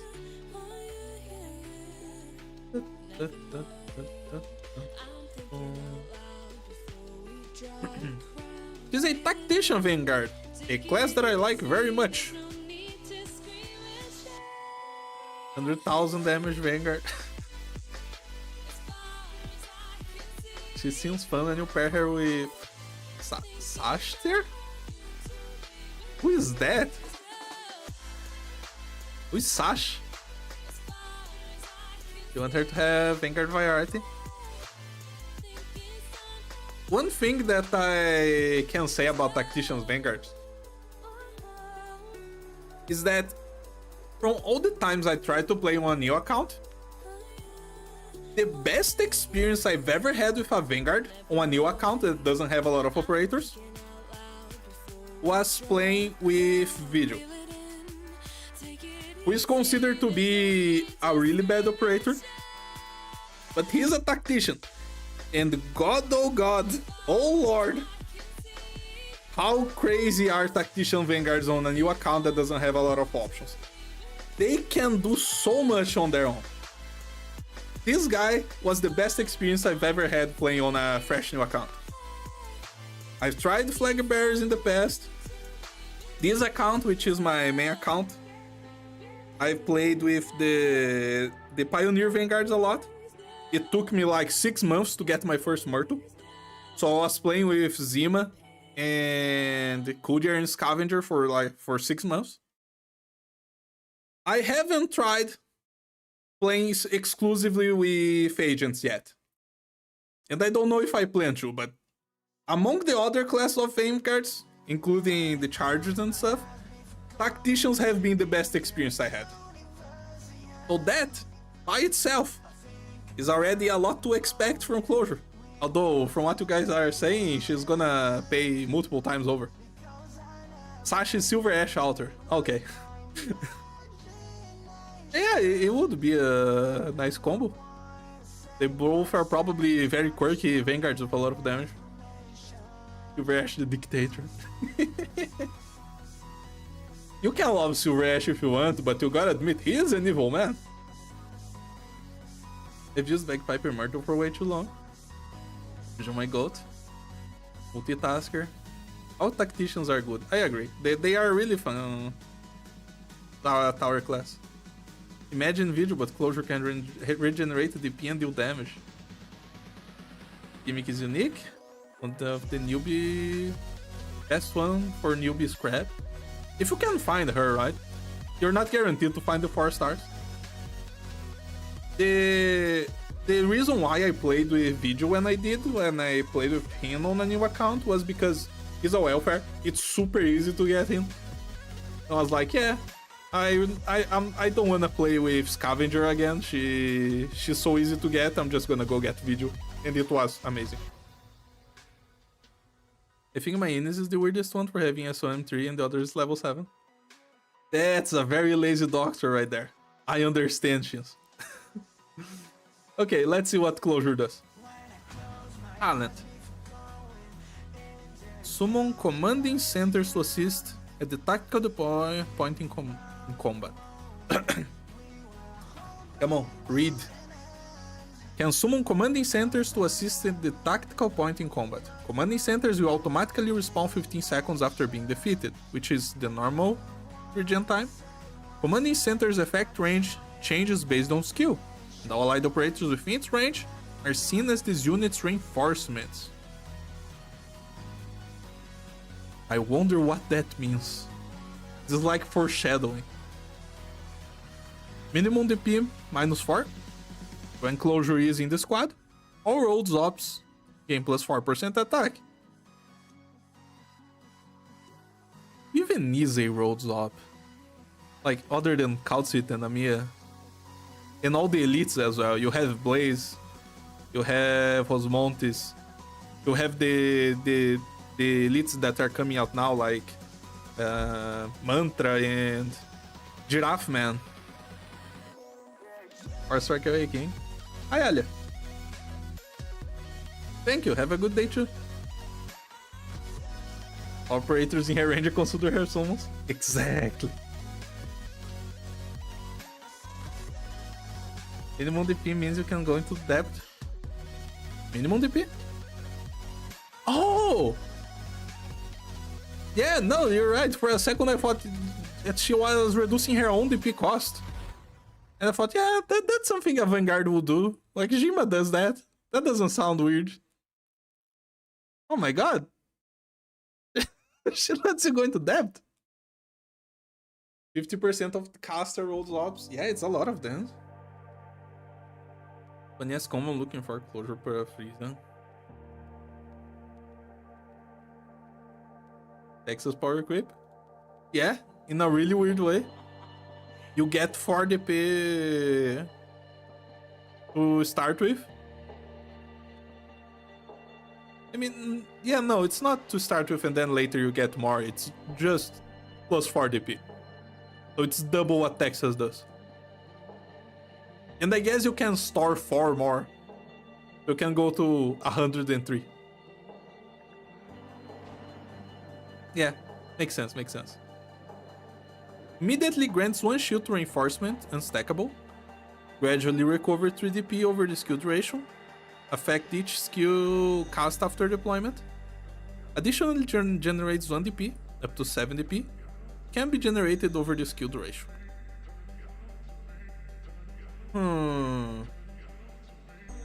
Can I see her summon in this? I probably can see the summon if I go to the Priestess Wiki.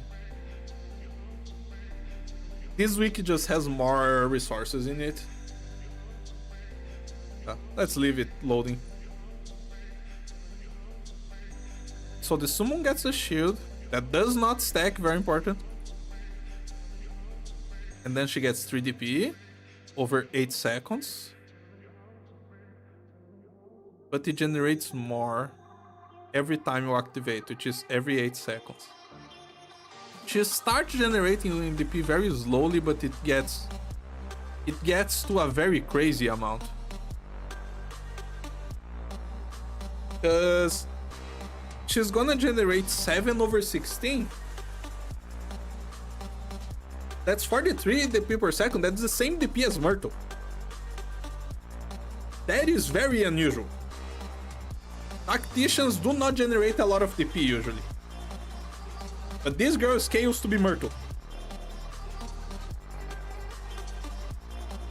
Or is this Zima? I forgot. It's easy to check. This is 12 over 35. It's Myrtle. The same DP as Myrtle. The only bad thing about Priest this week is that it always lags. Yeah, it's probably because of the distance. Well, for me at least. Don't think the page wants to open.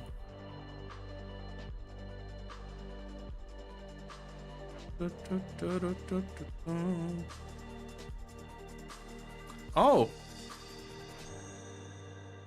Wait, is that what that means?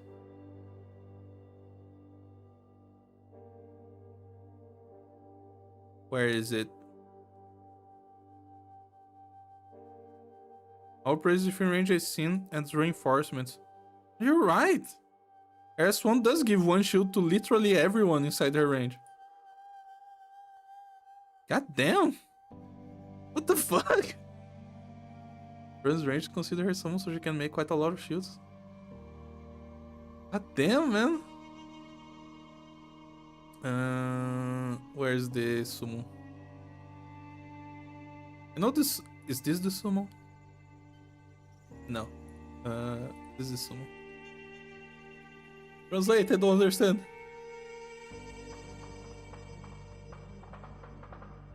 Her talent? No. I don't know. Can't find the summon.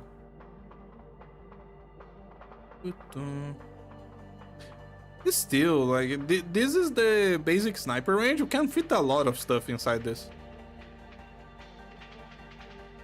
Although, you're probably gonna wanna play with her other skills. But even this skill by itself is crazy. Let's just have a look at what operators are rolled out.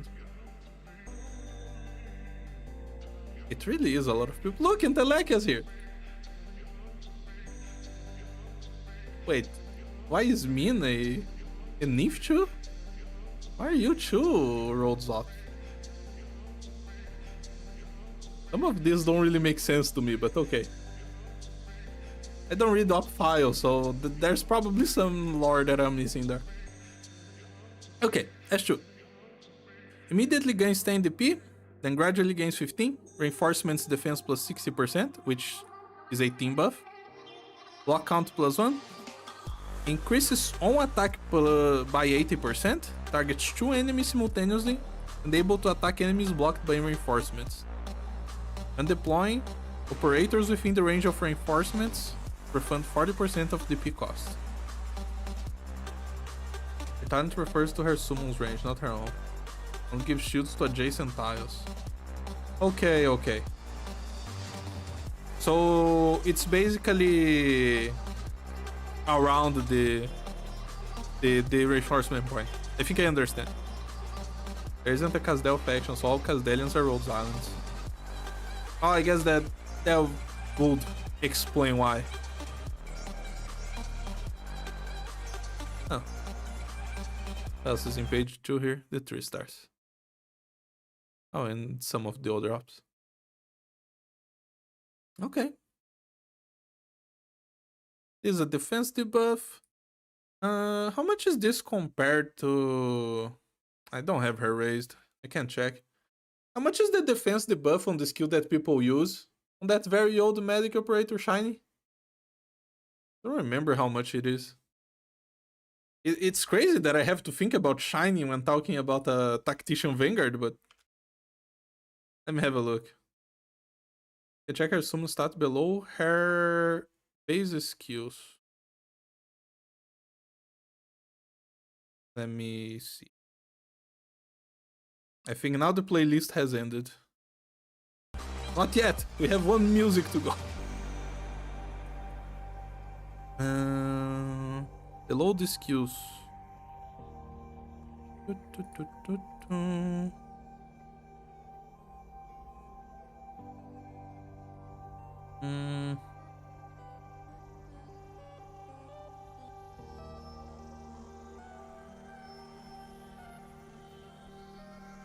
Couldn't find it. It's not that important. Let's not think too much about it.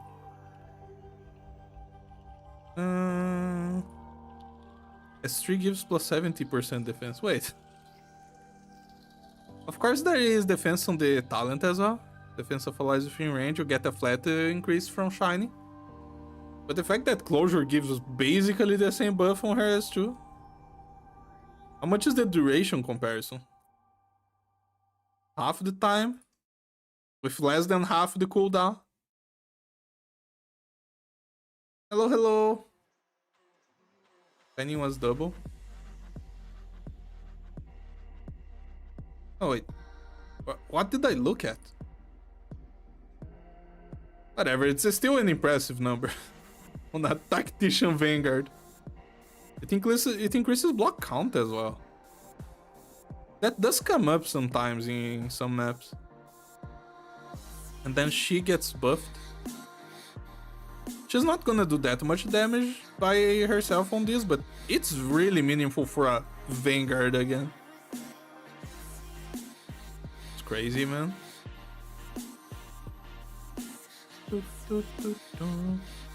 S3. Generates 18 DP over the skill duration, attack interval is reduced, locks onto enemies within the original attack range of the units of her reinforcements. To attack. Dealing 250% of this unit's attack's physical damage, and inflict 6% duel for 3 seconds. Is this a new status effect?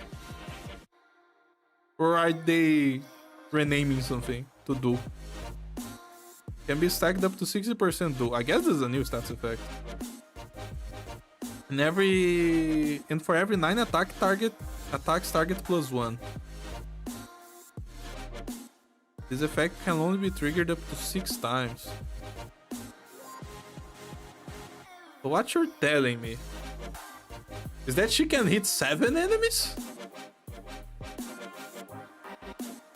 It's gonna take a while. You're probably gonna need the SPD to be able to do that, but I think that means she can attack 7 enemies at some point. We have 8 block quota now. Are you keeping count of all the operators who can increase block count? 2 is slow plus attack speed slow. Oh. 40% refund is disgusting on S2. We're generating huge DP with Exa, Alter, and Chargers. That's, oh my god, that's a really funny way to use X as S3, but yeah, I can see it.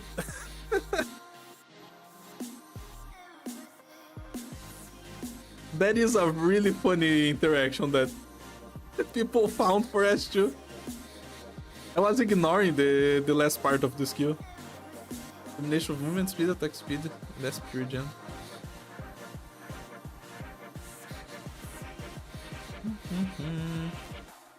How much is the reduction here?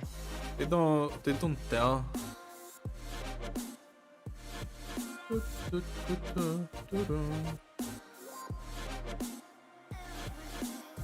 S3 attack reduction is -0.5, so it cuts in half, right? Because the base for tacticians is 1, yeah.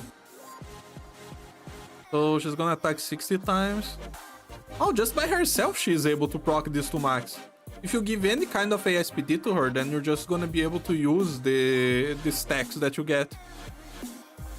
And you can clear probably like literally anything, because the attacks are dealing a lot of damage. 350%? Actually, if you just put her next to Monster, and then you'll get Monster's attack buff, even though it's small, it's gonna scale, because this is a multiplier. And then you get the SPD and you can hit stuff. A lot of stuff. Reverse exit closure bagpipes, deploy everyone at once. That's crazy, man. It's kind of absurd how much this girl can do. God damn. They really didn't want to disappoint with closure. Which I mean, makes sense. Again, people have asked for closure for so long. It is a little bit disappointing for me that she's not a merchant, but what can you do? And the Tactician Vanguard does work nicely as a flavor for her. I think it's okay. Oh well, I don't think I can give closure anything other than Coolest Ever, because she just does so much. It's like they decided that closure was gonna be the operator to do everything. I'm probably not gonna play with her though.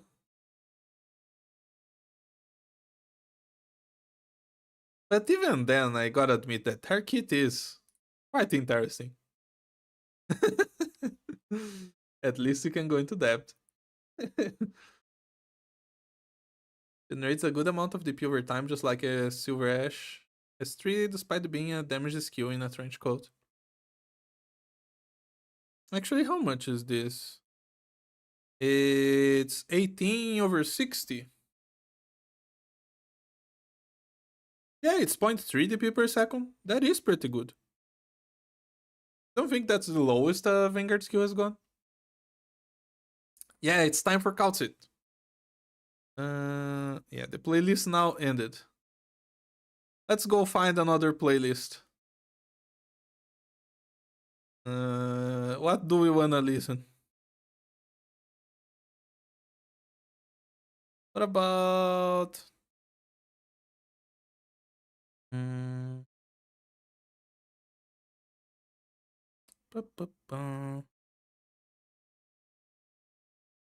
Isn't there one for ambient?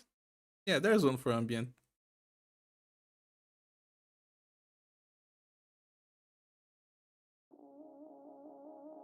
Okay. That's it.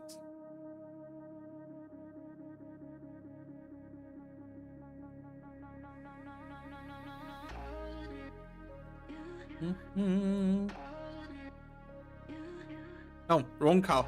That's the old cow.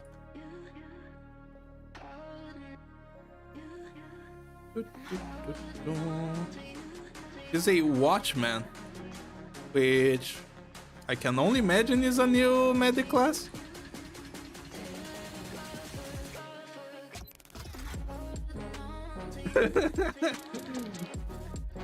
You think Invincible would be a... Oh, he's not a new class. This guy is a Watchman. I haven't read this guy's skills either, so that's why I didn't recognize. Esperanto language? Esperanto is a language, right? With an O instead of an A. This range just got out of the wing patch.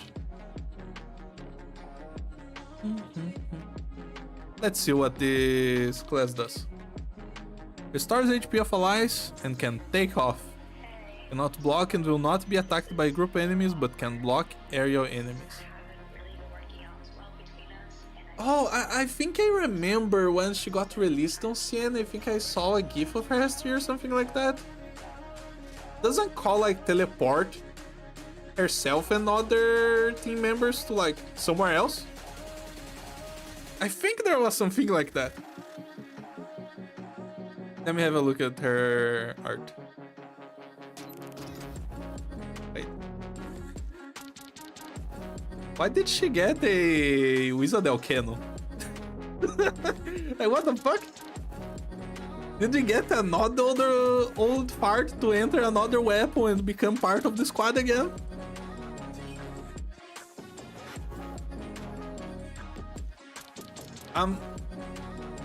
I'm really interested in understanding what the fuck is happening there. But okay. Gonna have to read the prequel manga. Oh no.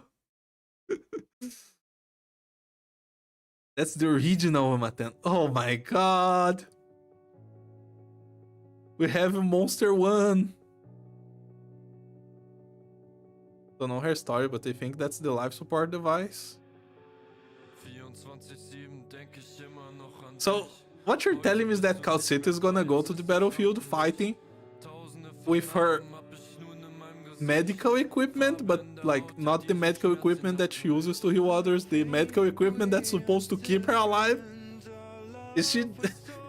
Picture the image of Calcita just getting off bed, taking the machine that's keeping her heart beating and just pounding you to death in the head. That's what I'm seeing when I hear that. Life repair unit. Let's have a look at the talents. Max HP and defense plus 30%. Block plus 1. Block range expands. What the fuck do they mean by this? But Sid got fat? I mean, like, she does need a little bit of fat on her body. She's pure bone, but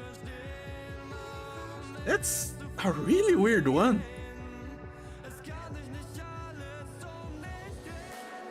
After deployment, the unit takes off and her life repair units become aerial. So those things become like devices on the field? Oh my, I have so many questions and I haven't even been through the first talent. For aerial units? Yeah, she will only be blocking drones, but even then, weird. It doesn't increase that much though, it's only 0.23. I guess the only reason that they did this is because they probably had some drones in some weird stages that were just barely missing the lane, and they didn't want to fix the drones, so they just gave more range to the operator or something like that.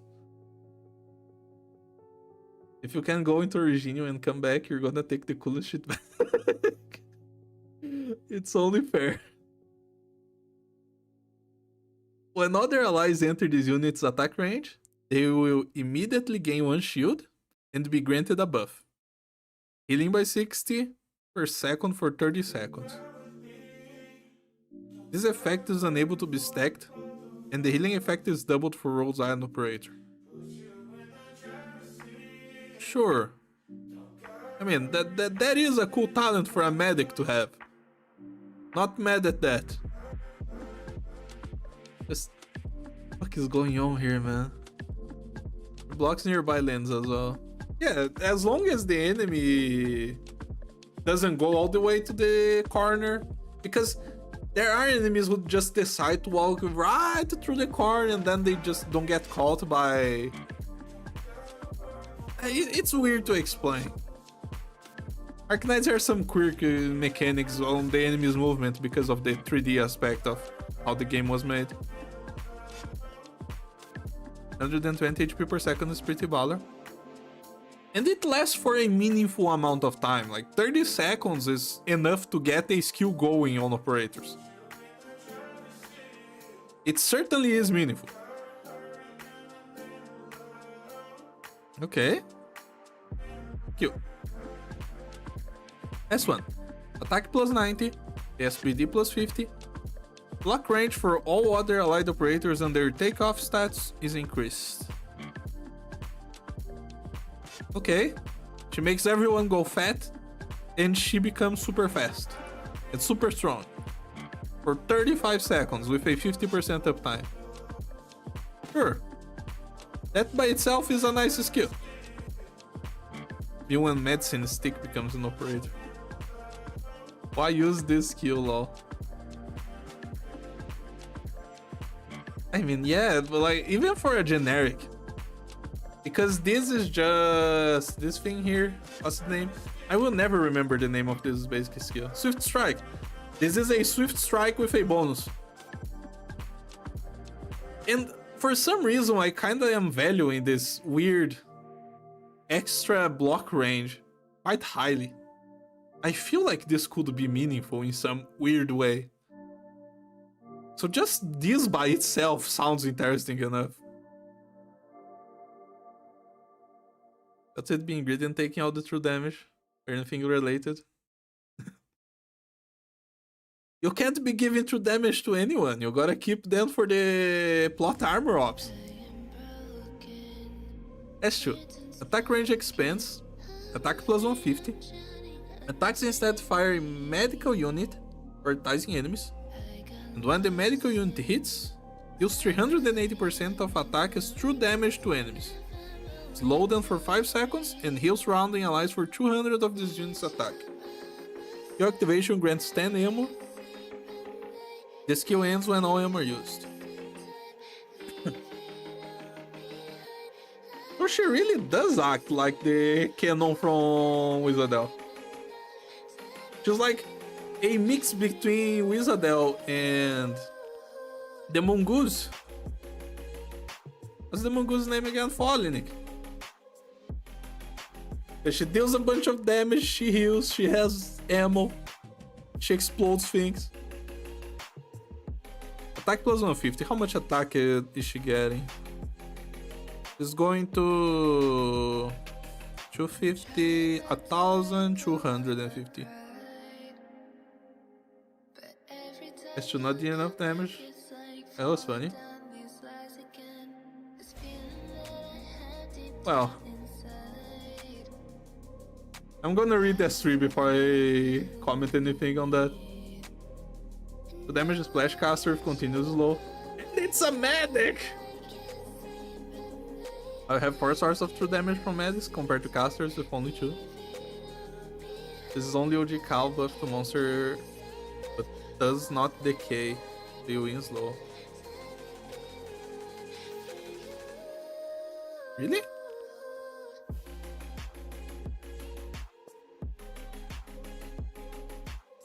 Attack plus 260 that decays over time, so over time it's plus 130. It's actually stronger. Now I think a cow on S3 does more damage than this because monster just has more attack, right?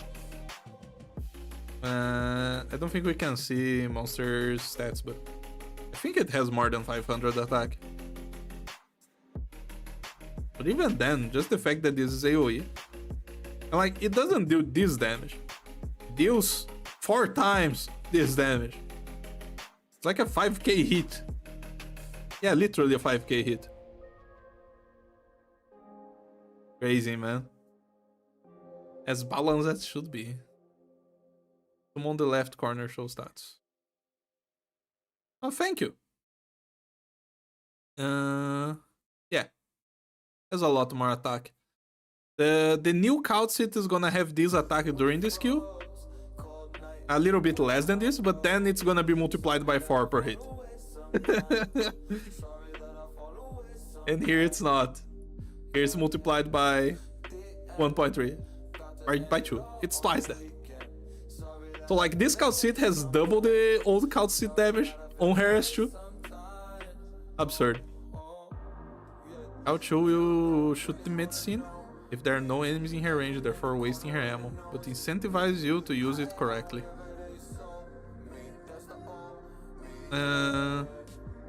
Prioritizing enemies. Oh, I see. Because it works the same way as Folinic does, where she's still healing. So if there's an operator in her range that needs healing, but no enemies at all, she's still gonna shoot and heal them. With a very crazy explosion.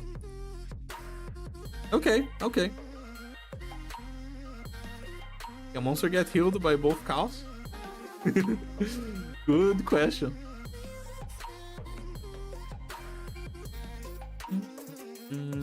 I'll prioritize monster, right? Like monster 2. S3. Why is there more additional information than there's a skill to read? What is going on here? I'm scared. Immediately gains a tactical anchor. Does not exist. Okay. Attack plus 150. Reduces attack interval significantly. This is one of those words that I can't say properly. Additionally, heals one target.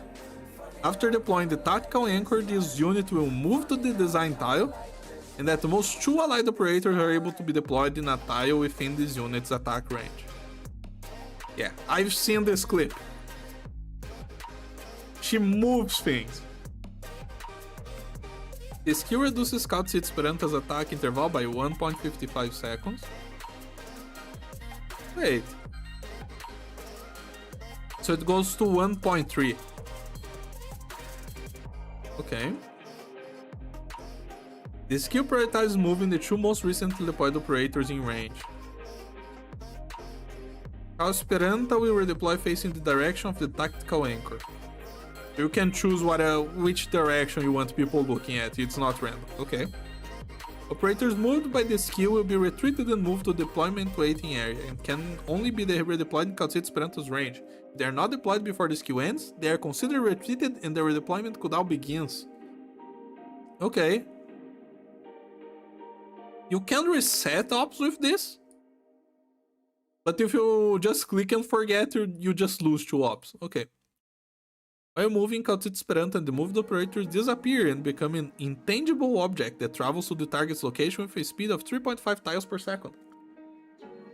If the target tile becomes undeployable during the skill duration, Calcito Esperanto will be instantly defeated on arrival, and any moved operators will be treated as if retreated. Okay. She doesn't do damage on S3. She just stays as a medic, right? Or am I crazy? Did I forget something about the trait? No, she stays as a medic on S3. She just moves. Hello, hello. Can one may use monster not underneath the talent. It's the blue heli from Bloons. Exactly. She moves stuff around. What's the name of that path again? I don't remember. She even has the skill from the heli. It throws a thing on the ground that deals a bajillion damage.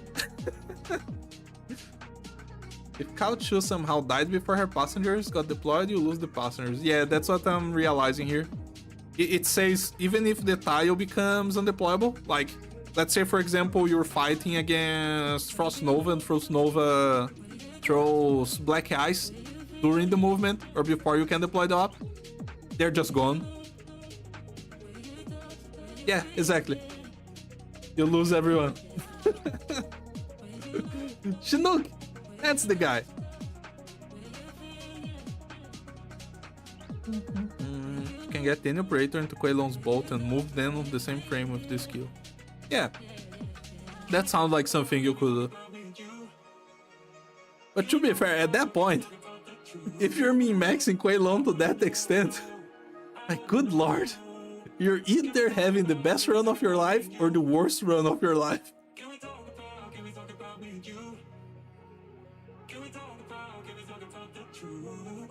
She certainly has some absurd damage here. 5k per hit, 50k. That's why people were saying that she doesn't have enough damage. It's only 50k damage potential, right? Weirdly enough, that's like on the upper side of how much damage Chi-Chi can do. Yeah, I can understand why people would complain. Even though it's not little damage at all. Come on. Let the medics be medics, please. But she moving on S3 is super interesting. God knows how much potential you can get out of this. Constant takeoff basically makes her immortal 99% of the time. That's true, she's gonna be a medic that you don't have to worry about. You just plop her down and she keeps healing everyone. And then she can do damage if she wants. And damage lower than Wang is not enough damage. Highest quality of damage through AoE. That's true. It's true damage on top of that. Wait, it's kind of on the upper side of true damage, right? I was just thinking it was arts, but no, it's true damage. It says somewhere here. It's true damage to enemies. It's crazy, man. Well, one way or another, she certainly has some very quirky stuff going on. I like the fact that she moves. This is the operator that we've been waiting for. We've achieved the movement. Is it moving or redeploy? Can I move my infinite time Typhon or does she need to charge again? Ooh. I don't know. Needs to charge again. So I guess it is a complete redeploy. People want infinite Sur to redeploy with Calcito and Exalter. I want infinite Thump you redeploy with Calcito and Exia. We're gonna get Thump, I'm gonna see what she does. How is fun, man? How is just a fun character in general? We have like 3 versions of her, and I honestly like all 3 of them. Who's next on the line? Let's have a look at the 1 star. Do-do-do-do-do. Recon. No, not Reconnection. Who is Reconnection? Rhode Island Recon.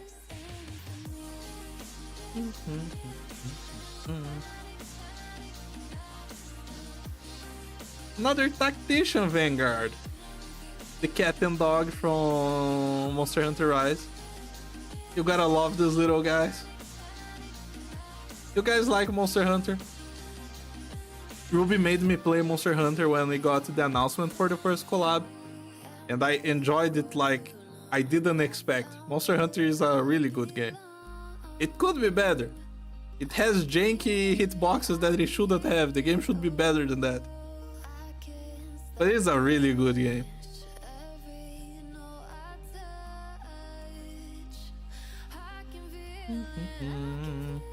What does your talent do? The first attack on the first 3 enemies to be attacked instead attaches a Feline Wyvern Blast. Damage from other friendly units detonates the Feline Wyvern Blast, dealing 500% of Rhode Island Recon's attack as damage, stunning them for 3 seconds, and restoring 1 DP. The Feline Wyvern Blaster disappears after being detonated or after 30 seconds. Okay.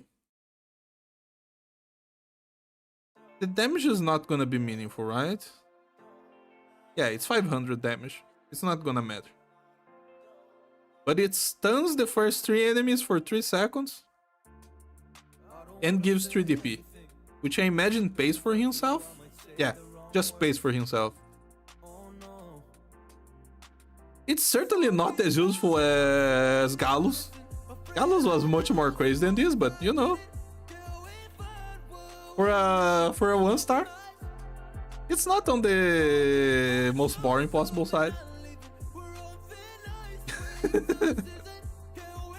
Oh man, don't even bring fighting games in. They have like the worst hitboxes of them all. Depends on the game. The good ones have some decent boxes, but the bad fighting games, oh my god. Get dizzy in 3D games? Yeah, I can understand that. It's not easy to look at. The official is better. I guess this guy can block for a little bit. Yeah, she can stun more things. This guy only stuns 3 enemies. You can stun everyone. Oh, it's fine. I'm gonna like to have this guy in my collection. He can look pretty there. Then we have Catapult out.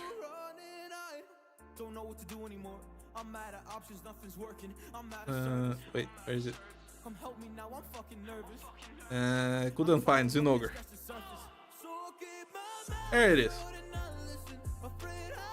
If he's a tactician, does he have a summon?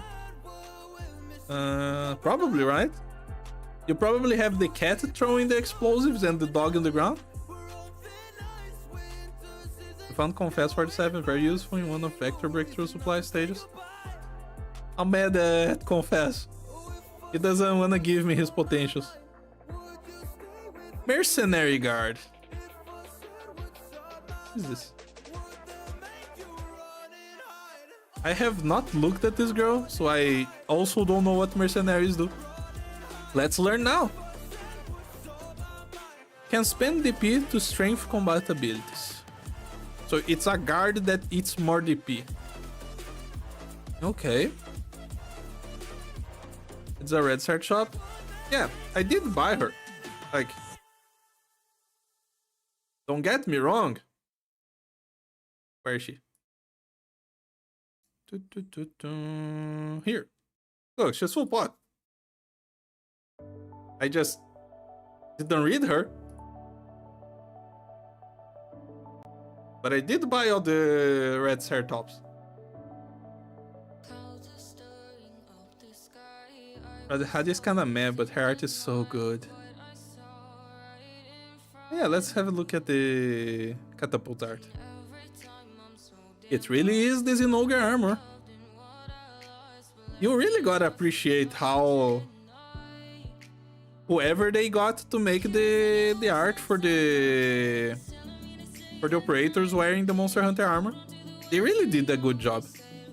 On Yato and Noracorn, they also did a really good job. Making their armor, putting them on the ops. It's really nice. Mercenary is expensive on their DP cost. I'm gonna learn about that now.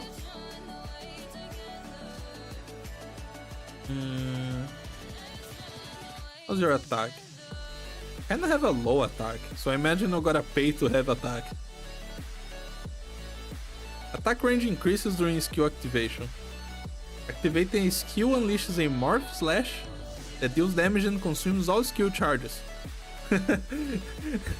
Oh my god, it's literally the big explosion from Charge Blade. Each charge increases the skill duration by 50%. I love that. Okay.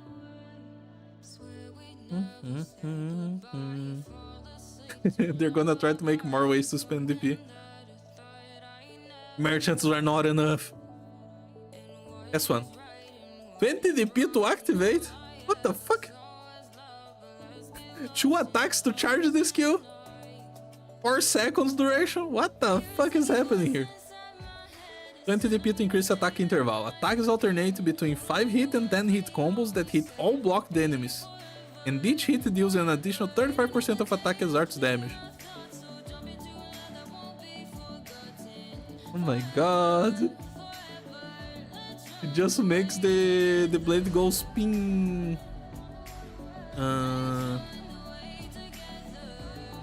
570 times 5. 3k. 150.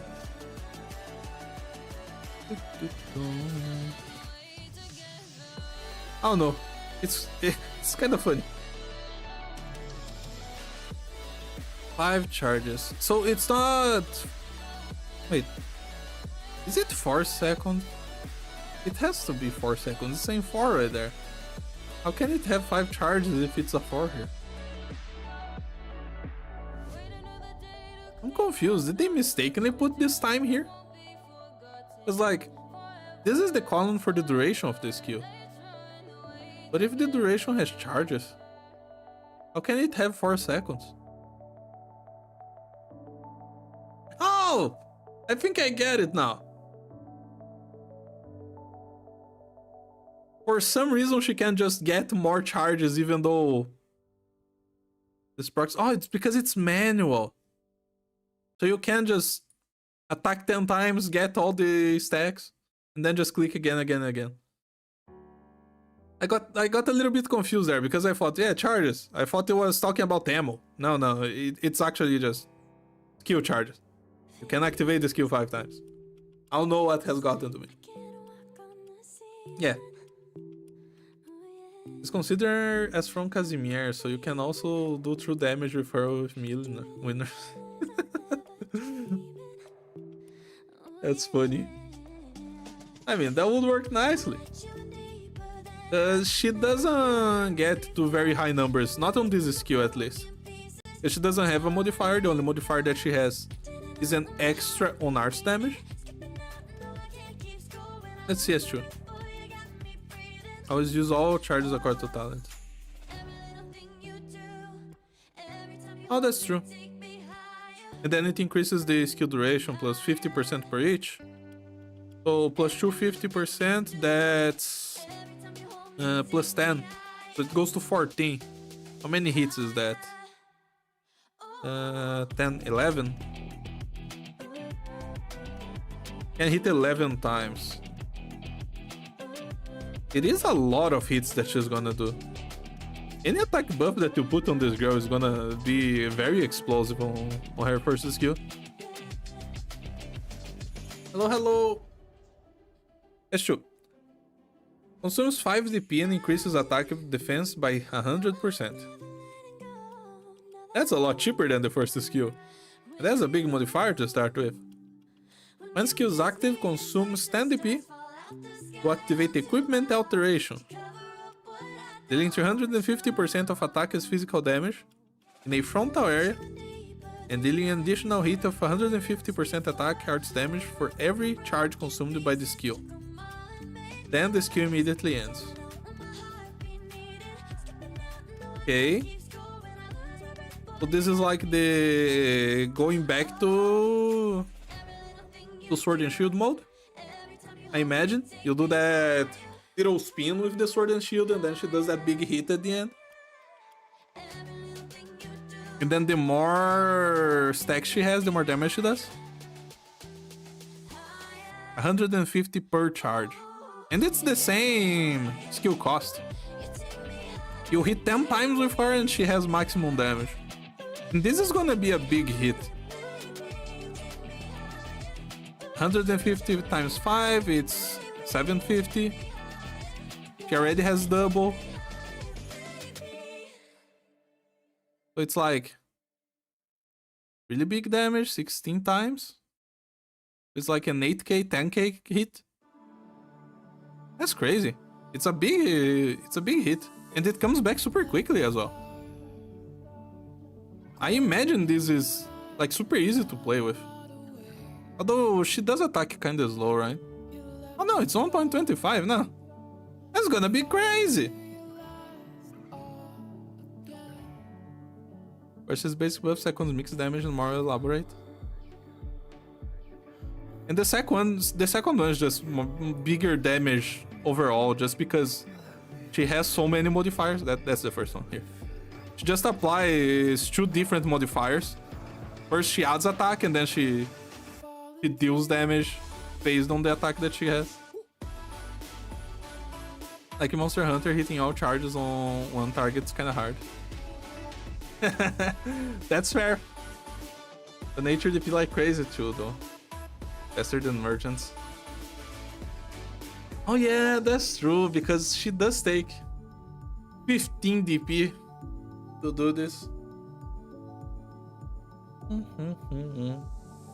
Although, you spend 15 DP in 5 times 2, 10, 12.5 seconds. It's less than 1 DP per second. You really only need 3 flag bearers to keep her going. It's not that bad. What do you mean you don't have a slot for 3 flag bearers in your squad? Up your game. S1 is more expensive, but it's also super easy to buff, man. I like her. I don't think she's that off the wall, but she's super cool.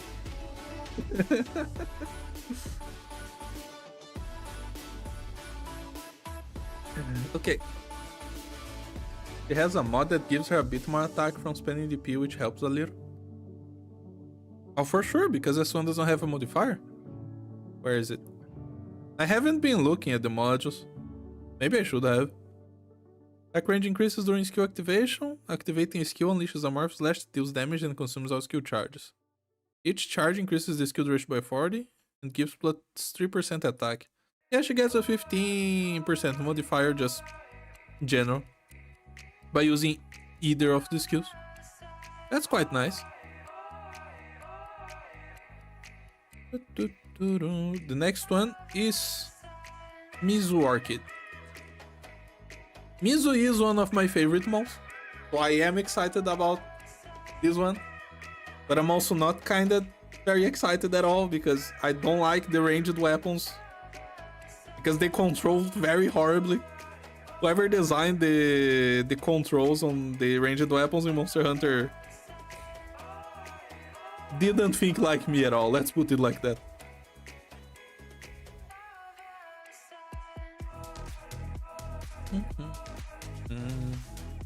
Fast redeploy Orchid. You say fast redeploy. It's a heavy shooter.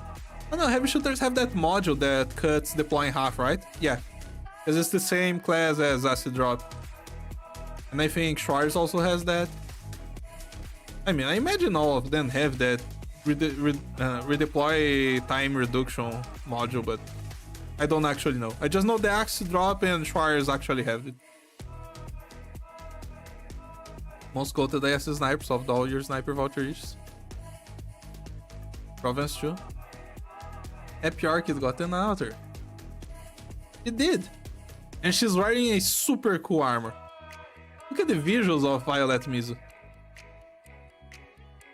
Violet Mizu weapons are some of the coolest looking weapons in all of the Monster Hunter games. They have like really cool visuals. It's definitely one of my favorites. I'm happy to see that they picked this monster for the collab. Although that also means that I will not have my operators wearing Magna Malo armor, who is my favorite monster, which is unfortunate. But I'm okay with Mizu. Mizu is also really good. Why is the cat here? What's happening with the cat? He's not even smiling, he's just going. Oh man. One of the 5 stars has the other mod. Makes her do more damage in frontal tiles and ignore dodge. Ah, makes sense for Melanite because that's what her skill does. Melanite just shoots very hard in front of her. Yeah.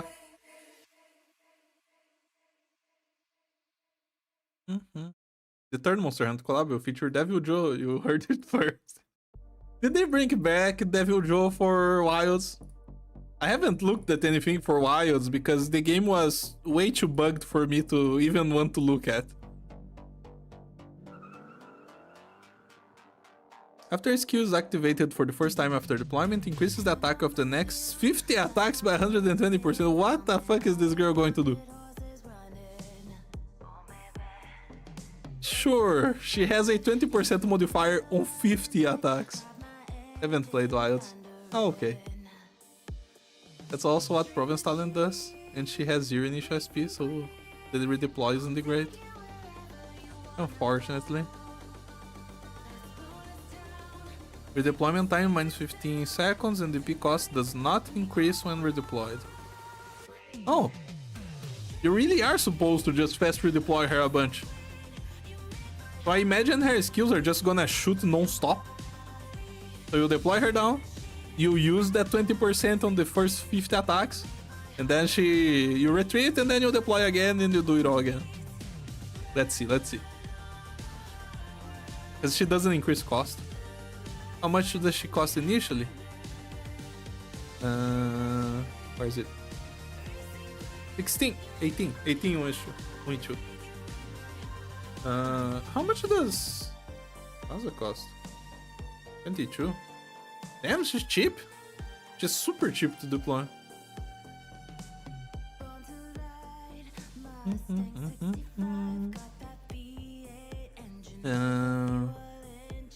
And she goes on melee. Okay, makes sense.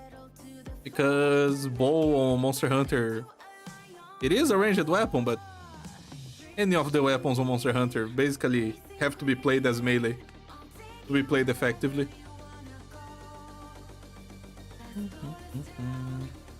She's also one of the only 2 talent units that won. Oh, so she gets both of these only one. I guess it makes sense. It's for you to be able to use at least the deploy on melee. I imagine it was their idea. Indicated by a wire bug marker.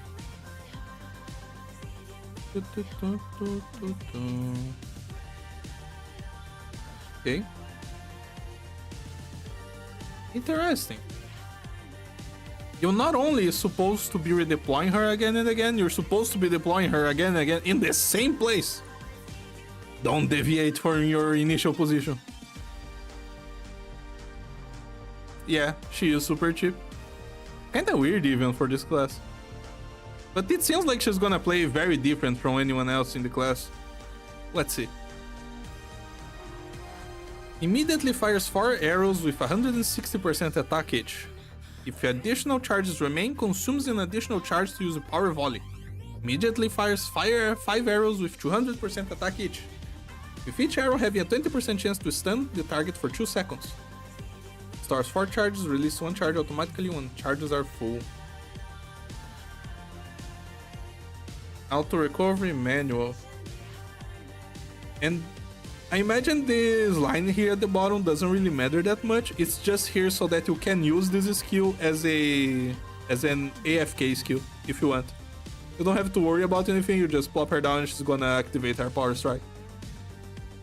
Every 4 seconds.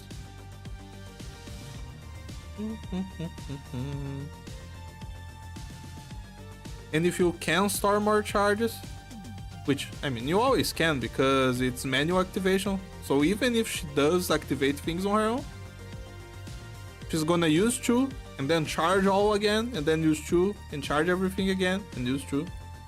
So it works. After first deployment, just need to retreat then place again the diamond range. Oh, I see. Ah, yeah, you're right. Like, this has to be a ranged tile, but everything else can be melee for the second deployment. Basically creates an area. Again, I don't understand the ranged weapons in Monster Hunter very well, so I will not get any of the references for the bow. Unfortunately. Can insta-redeploy to redeploy Tombao just like to Stariat. Really? It's that powerful? I mean, it makes sense because this reduces by 15 seconds flat. You're right. Well, it's a cool skill. And you can use it as AFK. Stop stopping the music, YouTube. What the fuck?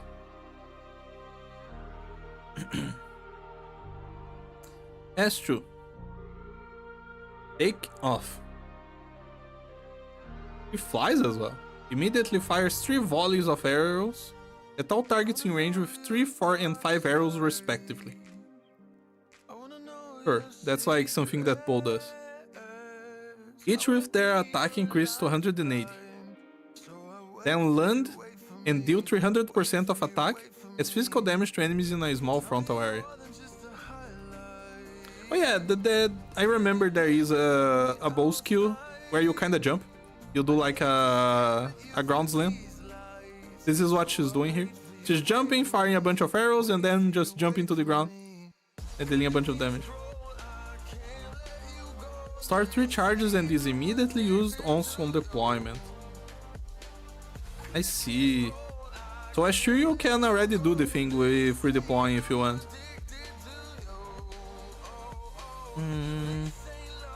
It is a lot of shots that she's gonna do with 180% attack, which is the modifier of a Power Strike Gamma, I think. 5, 9, 12 attacks, 12 Power Strike Gammas, plus a big hitting area. That's crazy, man. It's probably not all that flashy, but the damage will stack up. And you can buff this quite easily as well. Although not that much, because this is an attack increase. This is not a damage multiplier.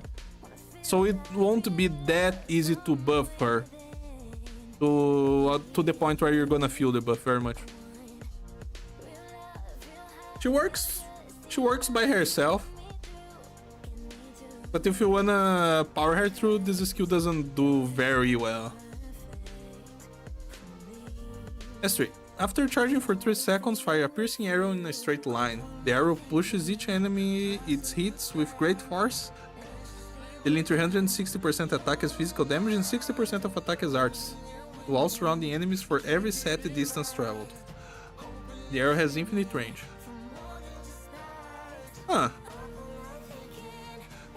Imagine the kinds of shenanigans you can pull off with this skill if something like co-op comes back. How do you mean it has infinite range and it just stacks per tile? That sounds nuts! Although, not that simple to pull off. It's not like every map that's gonna have a suitable scenario for this. S2 initial speed 17, cost 20, so you can twice in 3 seconds. Oh, that's fair! Like double the fun. Part 2 power creep.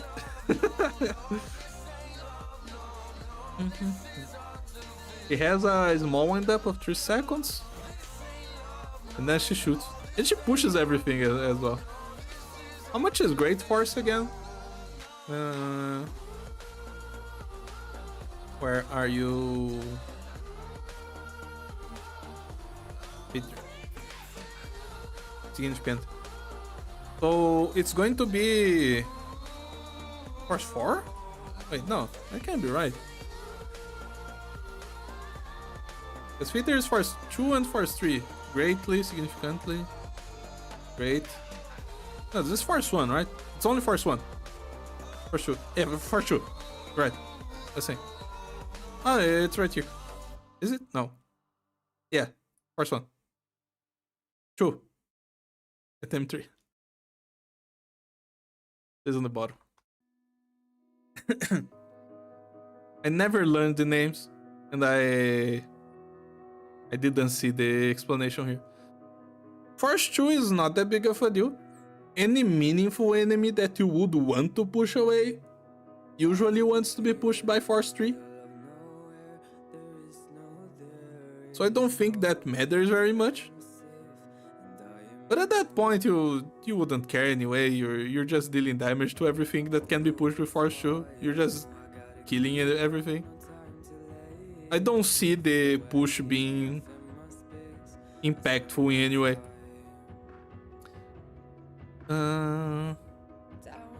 It's a flat 360% as physical and 60% arts per tile. I mean, I can see in a reasonable scenario it also being 360 because it's 6 tiles. For an operator who can hit across the screen, that's easy to achieve. That's like 7 times her attack. How much is her attack? What the fuck? Well, given her class, it makes sense that her attack is this high, like 900. Yeah, she's gonna be hitting like 10k. 7 to 10k per hit. With a 25 second recharge and start charges. It somehow doesn't sound that crazy.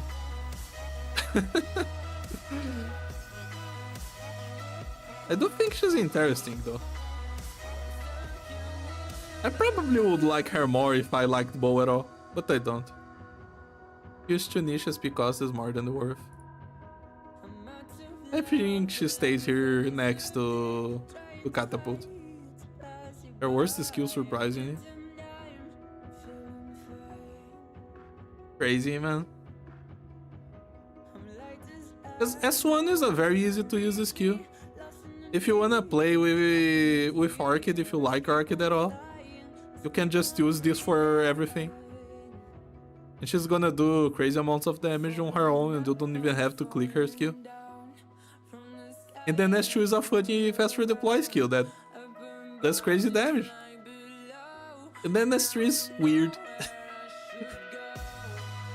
It really is just weird. I wish I could understand why it pushes, but I don't know. Anyway, let's move on. She's gonna be here just as interesting. I don't think she's cool. She is really cool. Next, who's this guy? Mr. Pedro.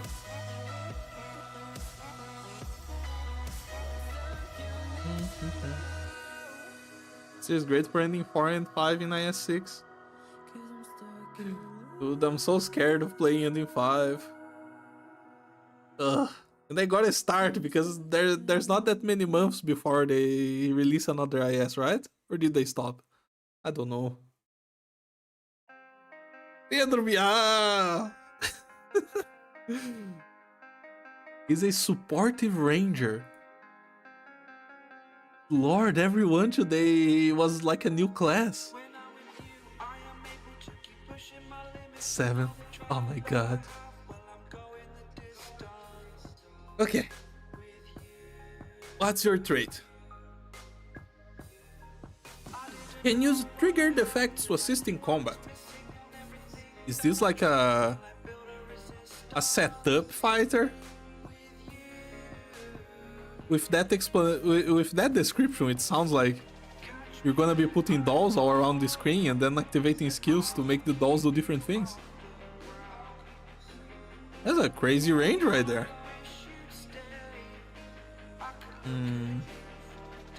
When there are at least 2 allies in attack range, attack plus 12. Whatever. That talent doesn't mean anything to me. IS-7 looks fire. Interested. Oh, this guy, they didn't even post the translation. Let's just read it from here then.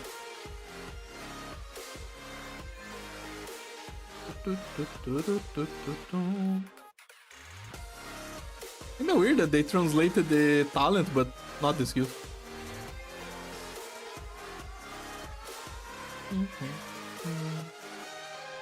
This one.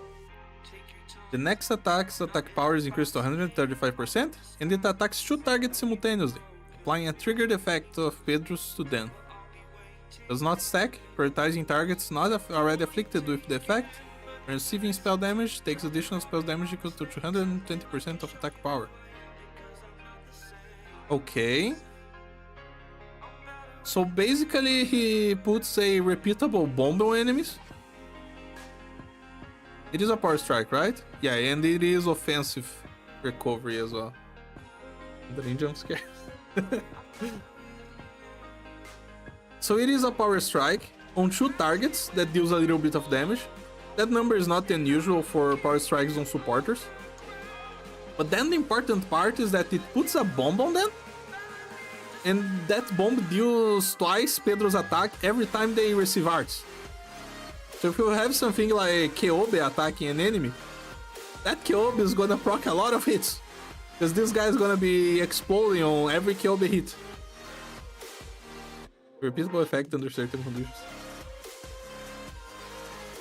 This is kinda nice. It's something that you... I mean, they're missing it, or I've never seen an operator in Arknights be like this. It's like a exclusively offensive support. Like, you wouldn't pick this character to be a damage dealer in a game, but he is a support and he's there just to do damage. He's a damage support. It's weird. It's kinda like a... I can't even think of an example. Whatever, let's just move on. It's fun in IS with 300 attack speed. Want to know if its triggered effect will be removed after 1 triggers or permanent. Record the cached attack power at the moment of this projectile, leave the hands, sequent additional damage will be calculated based on recorded attack power at that moment. The additional damage is spell damage without a source. This additional damage cannot trigger the skill's trigger type effects. Good question, I don't know for how long it lasts. Yeah, it's similar to Liz S2. But he will do this all the time. Like, his recharge is only 4 attacks. Even if this is like a very limited time, this is gonna be proccing non-stop. If you have stuff inside his range, it's gonna have his debuff. How much is his attack again? Let's look here.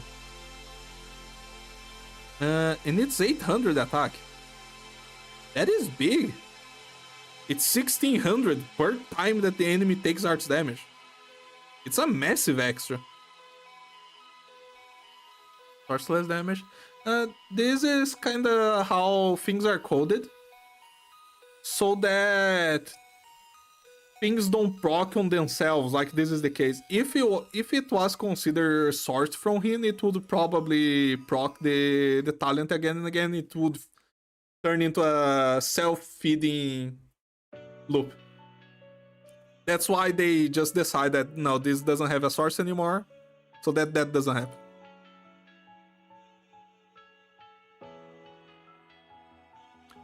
So basically, his own basic attacks can proc this, but the damage that he does through the skill won't proc itself again. That's the reason why they code it like this. S2. Within range to 3 operators, apply a trigger effect. Okay, here the translation wasn't so decent. Within range to 3 operators, apply a trigger effect. Does not stack. Prioritize targets not currently affected by the effect. HP not higher than 50% instantly heals for a health equal to 210% of Pedro's attack power in 8 seconds, granting immunity to attacks. Can be recharged twice. This is a healing skill. So basically this is the opposite. So this guy is kinda like Nightmare. He has one skill that is for dealing damage and one skill for healing.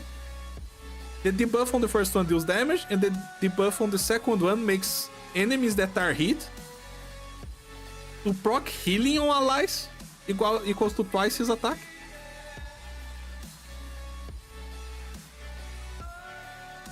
And they get lower taunt level. You can keep your allies protected if you want. It really feels like he's gonna play in a similar pattern to Nightmare. Even though, you know, you wouldn't really think of Nightmare that much, but she plays that way as well. You have a skill that heals and one skill that just deals damage. It's just that her skill is very hard to actually find a position to be very useful. Because this skill actually has unlimited damage potential, it just depends on how much the enemies can move after they are slowed. It's weird. Isn't it shield apply on that skill though? Is it? I honestly can't tell.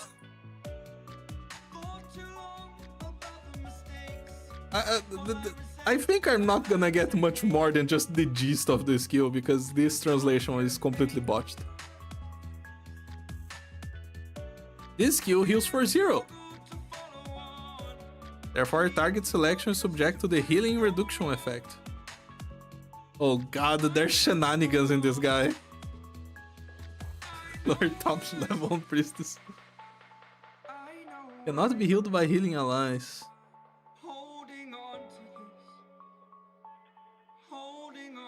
The amount of healing received becomes 0. Healing abilities include the most direct healing and attacks. Oh, I guess this is for enmity. So basically it's saying it does not heal enmity. I think it's what's saying. He's not very exciting, but he seems like very playable. It seems like it's super easy to just plop him down and have him do a great amount of damage with this. You just have to put him next to a caster that actually attacks fast. Or multiple casters. Because it doesn't need to be just one ally attacking. If you have multiple casters attacking a big boss, and you put Pedro down, you're just gonna get a bajillion damage. For free. Well, not for free, for one squad slot and deploy. And then S2. I can't say specifics because it's weird. But it heals. So I can see you coming up with a scenario where you're saying, I don't feel like damage today. Today I feel like healing. Become medic, Pedro.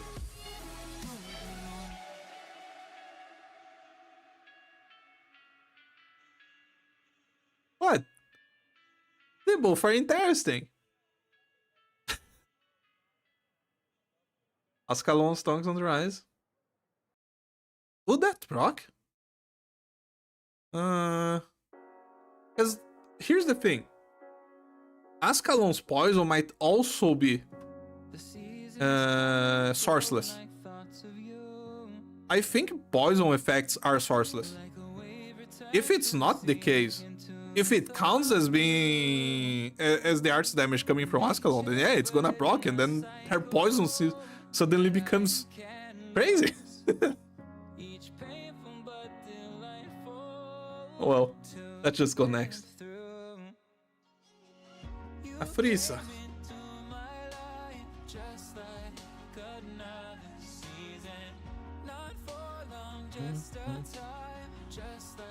Ascalon comes from her.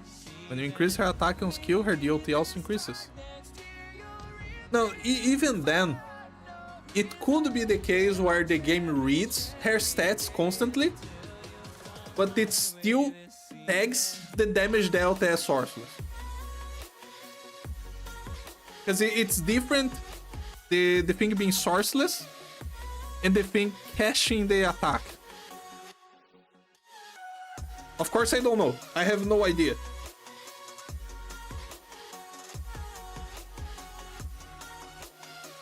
Okay. Okay, a Blastcaster. That's a class I know. Did we look at Pedro's art? I think we didn't. Let me have a look at him.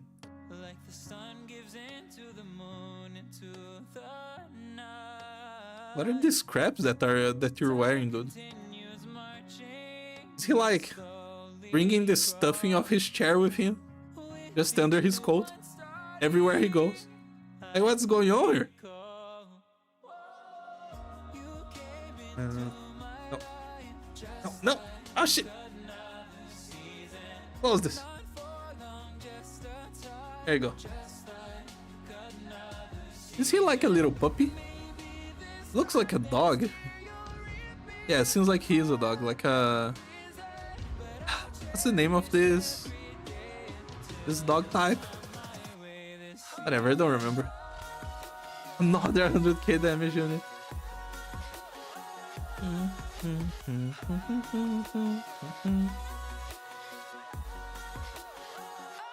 What are those things?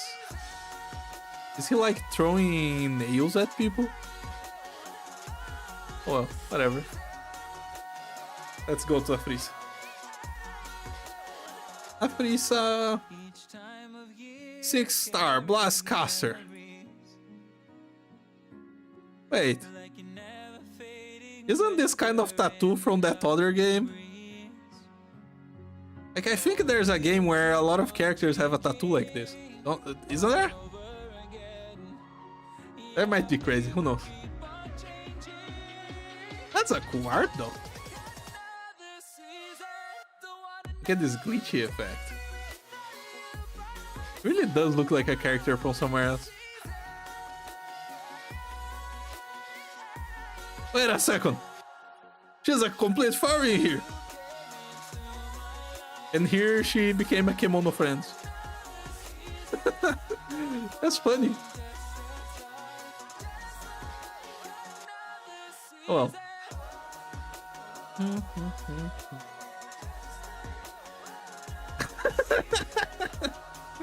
I did see it.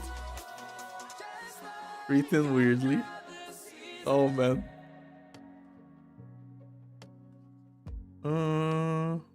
There is talent. Talent.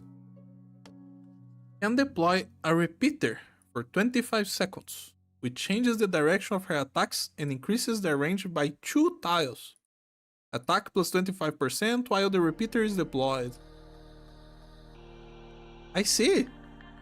So she's a Wi-Fi character. She deals damage with 5G technology. Put your tinfoil hats and protect your brains. The repeater cannot extend the Frisa's range outside the map borders, or in a way that would overlap with existing range. It's funny that they have to say this. Like, what would someone expect to happen? Okay. Operators in attack range ignore 13 res. Huh. So is she gonna play in a similar vein to that welfare that we got? To Accord? Because Accord deals more damage when there are operators deployed on her range. She makes explosions around the operators. Here she makes operators ignore res if they're there. And I guess you can mix both. Melee and ranged to attack in the refit line.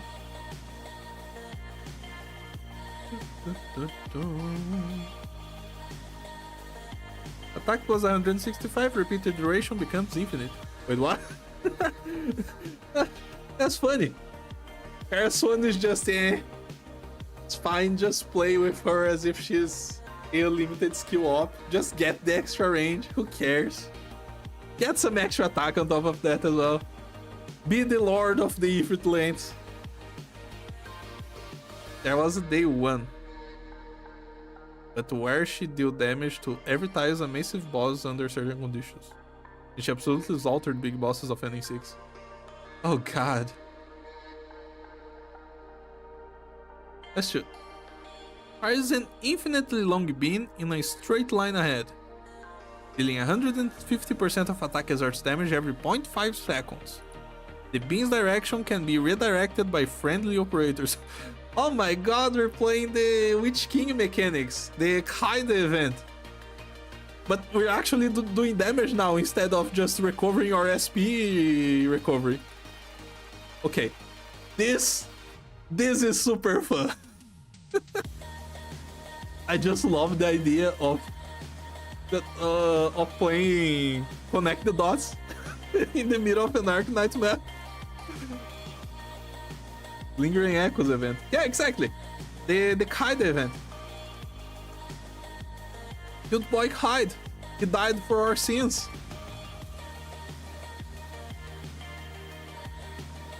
What's this tree?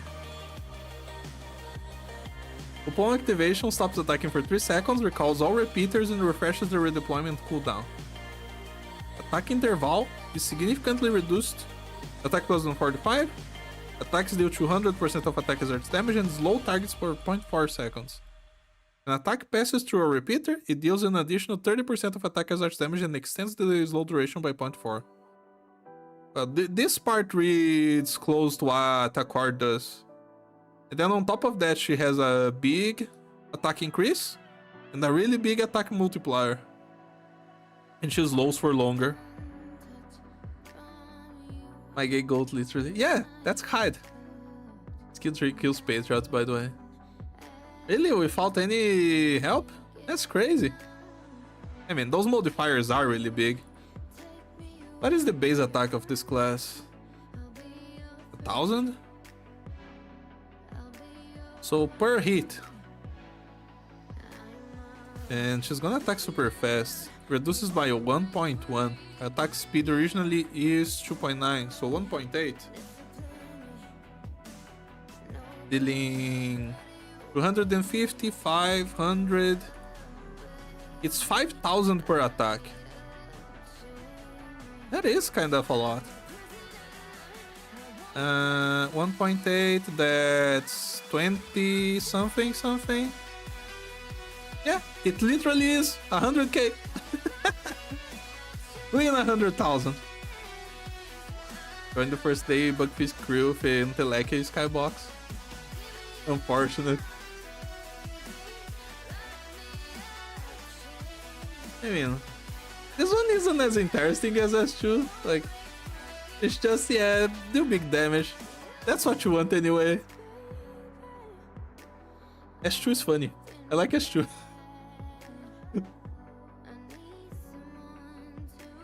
Man. You can literally just circle the entire map with this. Because it doesn't have a limit. So you can just do a spiral around the map if you want. Keep crisscrossing the enemy lanes. You play a completely different game if you want with RS2. You just have her be the entire solo damage of the squad and you just deploy bodies to move things around. Musical disaster in IS4. Yep.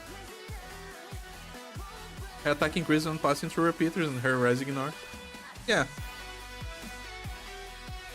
I really don't have much to say about S3. It's what you would expect. Big damage. You can draw with S2. Oh no. Arknight's about to be cancelled by this skill. Look. If it's about that skill, if it's about her skill too, I think she's the coolest shit ever. But it's like the only thing that her kit has that is actually really interesting. So I'm gonna put her in just interesting. A Frieza S2 with Closure S3. Okay, now you're talking.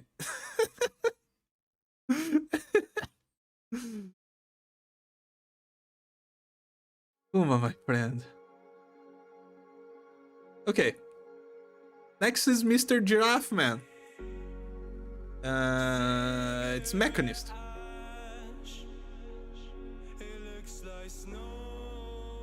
Mechanist, I absolutely hate you as a boss. You better be cool as an operator.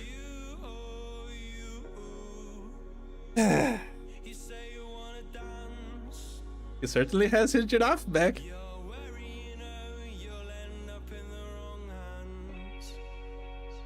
Wait. He has 2 giraffes? Well, 2 ready to go. He has more cooking up. How many giraffes did you make, Mechanist? That means you were just being nice to me when you brought one of those to our fight? How powerful are you? It does have drip. You can't deny that. That salty head. Do people even remember that show? I don't even remember the name of the show. I just remember the characters.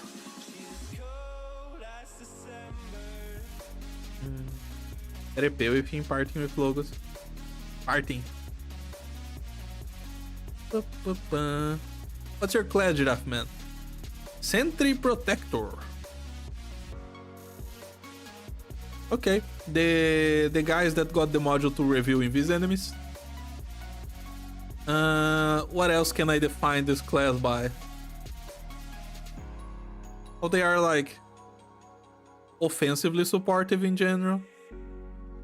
Jessica does have a nice damage potential, but all of them are like trying to stun enemies or give you more SP to use your skills more often, or just dealing damage as they block. And their flow literally just deals more damage to fish. Okay, so it's a offensive defender.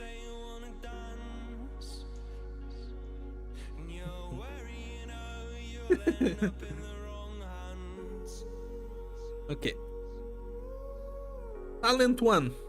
This unit can summon a structural principle that can last for 30 seconds with an independent redeployment time.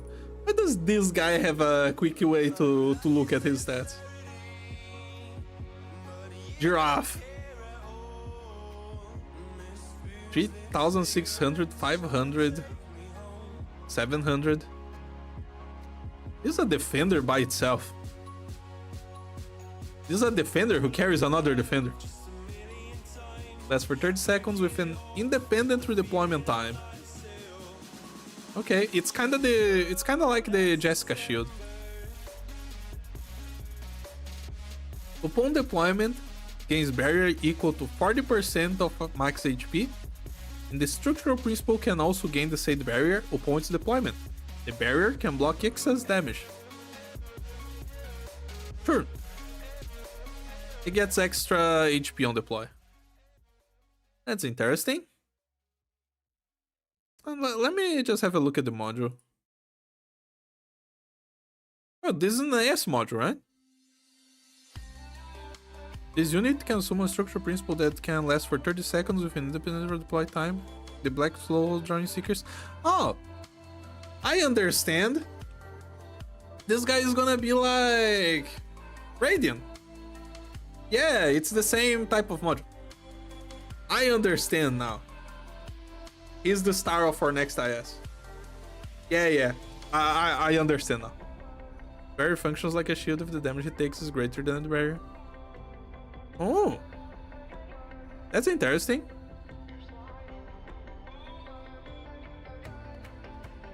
These units can summon structure principle. That's for 30 seconds, the deployment redeploy time. In IS, the redeployment duration of the structure principle becomes infinite. Huh. If damage is not taken for 5 seconds, gains a barrier equal to 4% of max HP every second, up to 20% of max HP.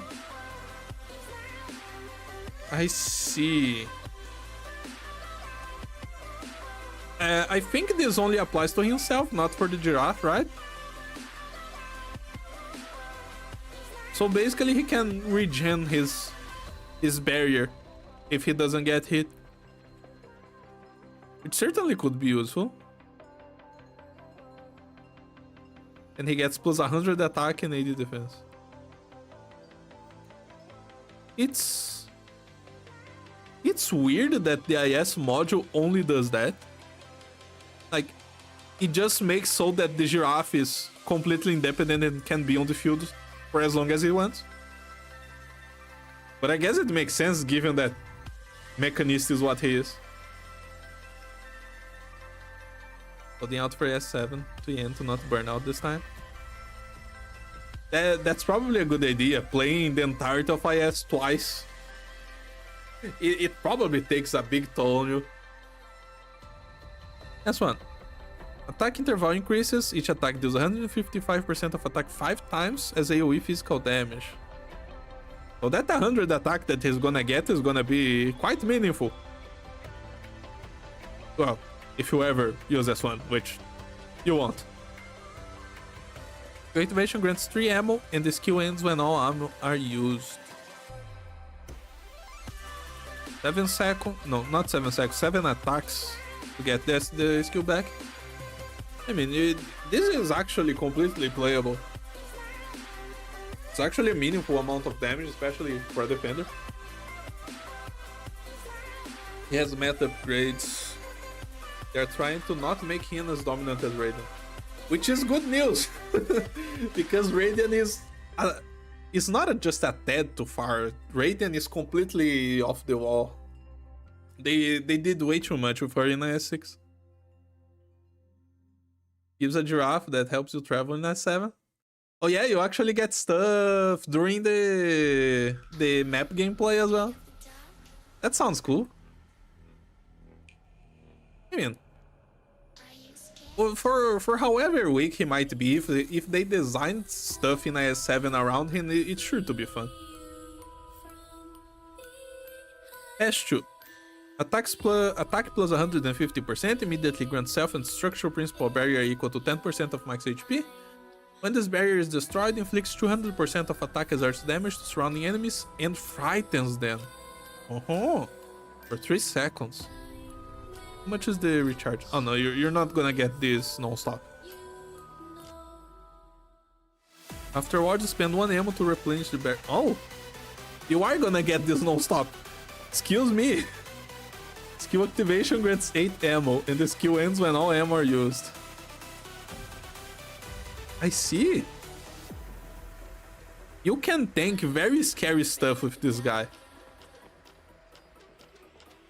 And not only him, the giraffe can tank a lot of scary stuff as well. I think he would spend his ammo to replenish the barrier of just the giraffe, even if he's not being attacked, but I could be wrong about that. Who knows?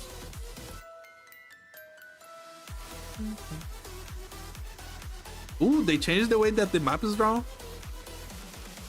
That's interesting. In amount of damage 8 times, yeah. You just get 8 shields. And frightens enemies. It's not just that, it stops the enemies for a lot of time as well. It's 24 whole seconds that the enemies are not going to attack. S3. That means that whatever boss they come up in IS7 is probably gonna be super scary to tank. Just fez Patreon needs 9 shots. Attack plus 280%. Attack interval greatly increases to 3.5 seconds. Attacks become a cross-shaped ranged AoE, dealing 260% of attack as arch damage, and can target enemies blocked by structural principle. Oh. So he can teleport this attack as well to wherever the giraffe is. Although, can you only deploy the giraffe inside his range? No, can deploy it wherever he wants. Ooh. You kinda have like an Intellect S2 type of thing going on here. Crab beating my ass last week.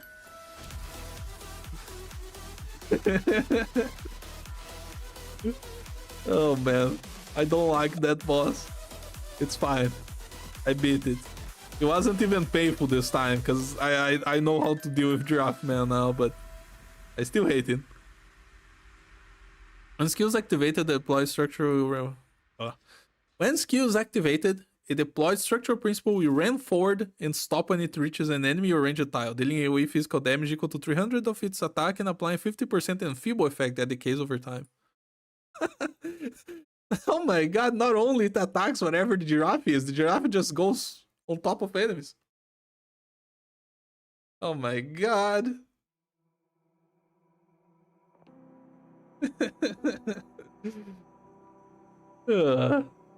This is funny. Just the fact that they gave him the same exact skill that he has as a boss is like really cool. It's not often that they manage to do this. A lot of times they can't. They either don't want to, or they forget that they are able to, or they just don't know how to code the stuff. But here they did it. They made a skill that acts exactly like the boss does. S2 is like the most powerful defender skill ever. No, that is an exaggeration. Probably, what's her name? Hoshiguma Alter might be stronger. I don't know how long that skill lasts though. Double PP time. Just ran your enemies. Exactly. Oh yeah, and it gives damage reduction as well. 50% enfeeble that the case. If that matters at all. If they were going to one-shot the draft, they're not going to one-shot it now. This guy does look really fun. I think I'll give him the coolest ever.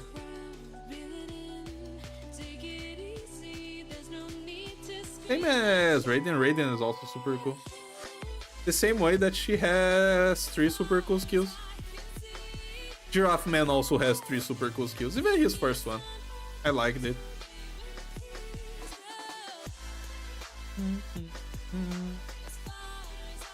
Okay, next.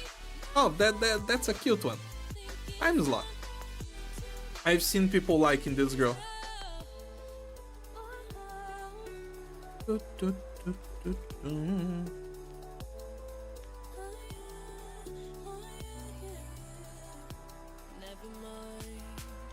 Have a good night. No summer event is big. Look, she's happy. Or no, I'm crazy. She's sad. I just wanted her to be happy. She's still sad on Ichigo. She's a Tanuki. Sorry.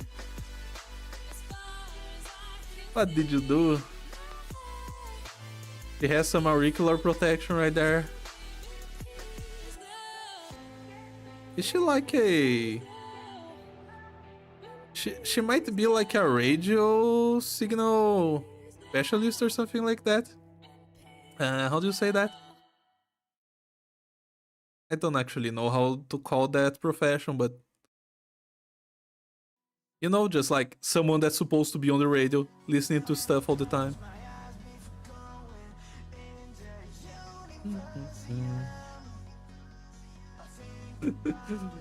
From point. Hells yeah! I know it's the visual kills, look at that. Oh no.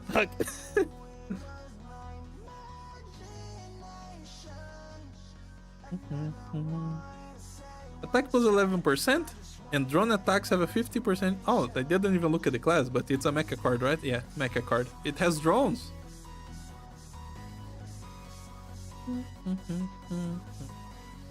Attack plus 11, drones have a 15% chance to slow targets for 1.5 seconds. How many drones do you get, girl? It's one drone. One drone with a 15% chance to slow. Okay. Signaler? Not sure.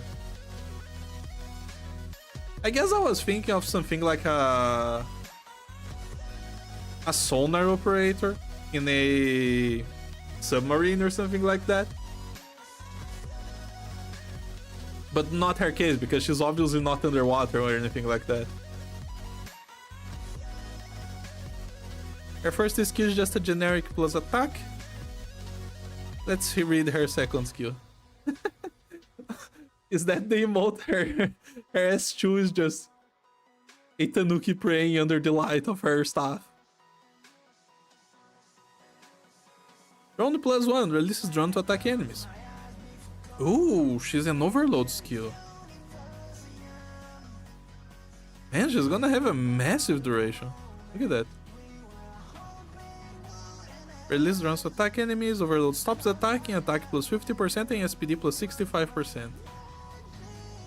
So if she doesn't do anything else, her drones are gonna get the same damage that she does with an extra 30% ASPD added on top. Okay, makes sense. The drone locks onto an enemy until the enemy is defeated or until the skill is over, then returns to the operator. If the locked enemy leaves the user's attack range, immediately triggers overload. Immediately triggers overload. So it's not gonna have that long of a duration, but still, it's gonna be at least 40, even if the enemy just leaves instantly. Okay. It's like, it's not a bad skill in any way. It does what a drone caster does. It sends drones to attack, it even gives an extra drone. But for some reason she just decides to stop attacking, she gets scared of or something. Whatever her lore reasons are, they are here.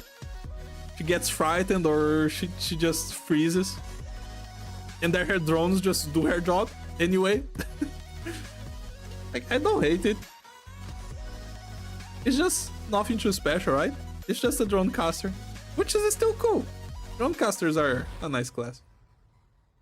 Just start spraying. Just start spraying when things go wrong. Okay, man. What is this here? Warning. Power lines. No slingshot. What does that mean?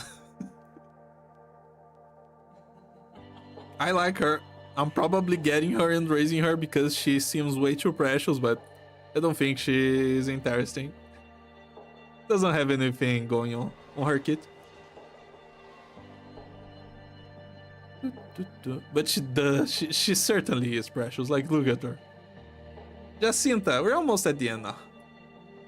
Which is good because my throat is getting sore at this point. How long have you been going?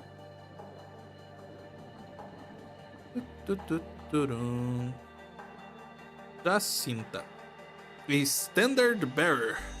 Another flag bearer. Okay. We're talking about needing 3 flag bearers deployed a while ago. Well, here's a new one for everyone. Exactly, Shins. Don't say they were the joke.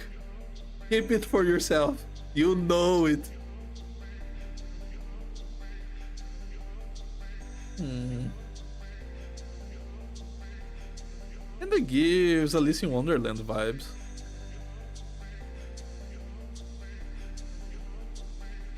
It has a travel bag.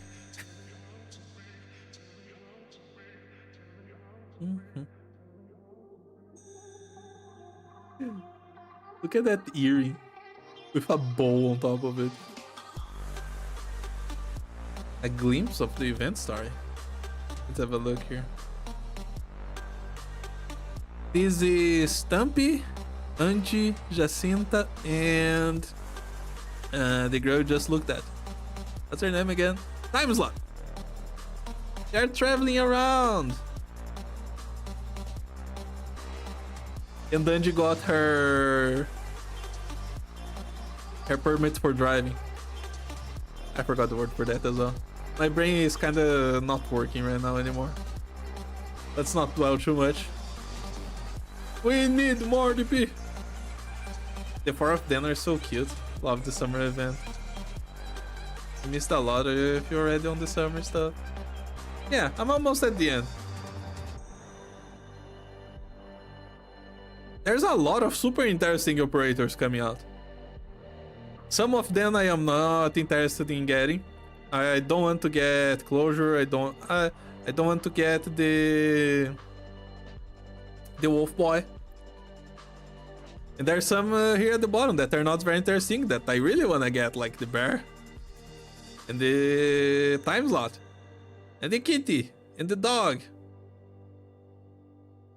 But for the most part, the characters are super interesting. The ones that are coming up the next 6 months. Ring Billiton coded. Like our ring stories we had so far. Which has not been a lot of them, but yeah. She had her driving license but never drive for some reason. She's doing better than me. I still refuse to take my driver's license. Because I think I'm gonna have more success in life if I just never get close to a car. It's just too much trouble just waiting to happen. I refuse to have mine. Oh, the altitude second Monster Hunter for that 100% roster ownership. Wait, it's gonna come back? Oh yeah, they probably are gonna do the rerun of the event because they did for Rainbow Six. You're right. You're gonna be able to get the cats. Your loner is really good in Strong coming up. Makes sense. I did like him. I think his kit is super cool. I'm just not interested in him. You need to get in rerun. Okay, let's go. Jacinta. Bunny Girl. When deployed, this unit and allies within the surrounding tiles gain 15% anti-air sanctuary. Huh. So the first vibe that it gives me is the same as... I don't have him raised. Elysium. Because Elysium also is anti-drone, but Elysium makes your snipers do more damage to drones. This girl just say no damage by drones. What kind of scary drones are they wanting to throw at us for that to be the case? Subs attack recovers 18 DP. Yep, it's the same flag barrier skill that the 5 stars and 6 stars have. And then S2, the different part. It is a defensive skill because it's yellow. Subs attack and recovers 27 DP over the skill duration. During the skill duration, talent range expands and its effects are increased to 2 times. Talent has a range? Oh, okay. It's 8 tiles. It's probably gonna increase to a diamond shape, right? Yeah, diamond shape. And it goes to 30% damage reduction from drones. Kills one allied operating range for 25% of attack every second. Okay. It's a very small healing. Is this more healing than Myrtle? I think it's not, right? It's probably less.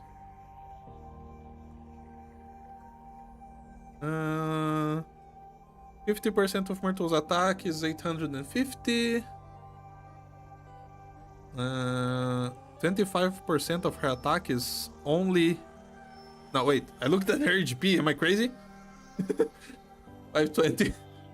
250. And this is just 67.5. Yeah, it's not a lot of healing. But the important part, I think, it's the damage reduction from drones. 27 DP over 60. How much is that? 27 over 6. It's a lot. It's 45. Wait, isn't that the same DP generation? 18 over 34? Oh, no, it's not, but it's very close. Huh. They probably thought that this effect of damage reduction from drones wasn't all that powerful, so they just decided to give it a really big DP gen on top of it. Which is crazy, like, this DP gen by itself, even without considering the extra, is still more powerful than a lot of the Vanguards. I think the basic Vanguard skills have less DP gen than that. If not, they are like very close. I mean, it's cool, you can use this skill if you want. I don't think it has much potential, but still. Vanguard, for the most part, just exists to generate DP. I don't think there's much going over her. Like, she's certainly cute. That's a plus. But I think I'm putting her in whatever. It's like, I don't see anything here. Okay. Not much else to say. Let's go next for Tempi. Tempi.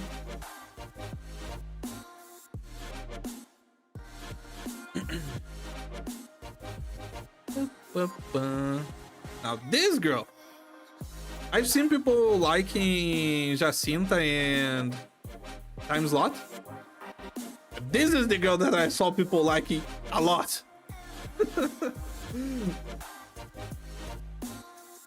Oh my god, she even has a rainbow. You can't deny, she is cute. It's just too much sugar, you know? I can't. It's way too sweet. Tone down the sugar levels a little bit and I might like it. Like Toru-chan? Wait a second. FZ3 is the most fun thing they made this year. She does have competition. I'm gonna take up on those words that you said. No such thing as too much sugar. Okay, she is another Primal Protector. Yeah, elemental damage. Talent 1. Reduces elemental injury taken by 20%. When dealing physical damage, inflicts corrosion equal to 12% of attack and reduces the cooldown recovery of the target's corrosion by 1.2. Okay.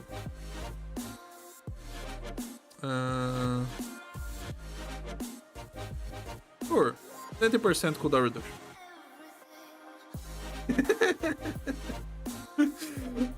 Oh no.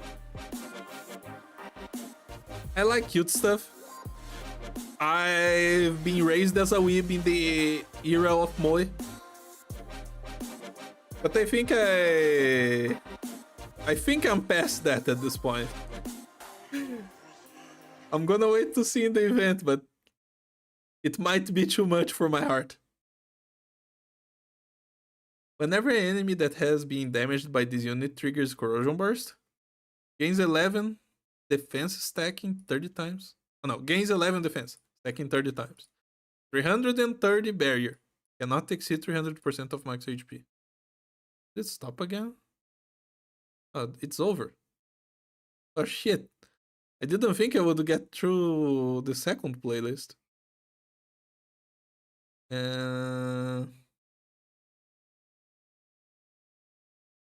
Not the biggest fan of electronic, but everything here is electronic, so let's just double down on electronics.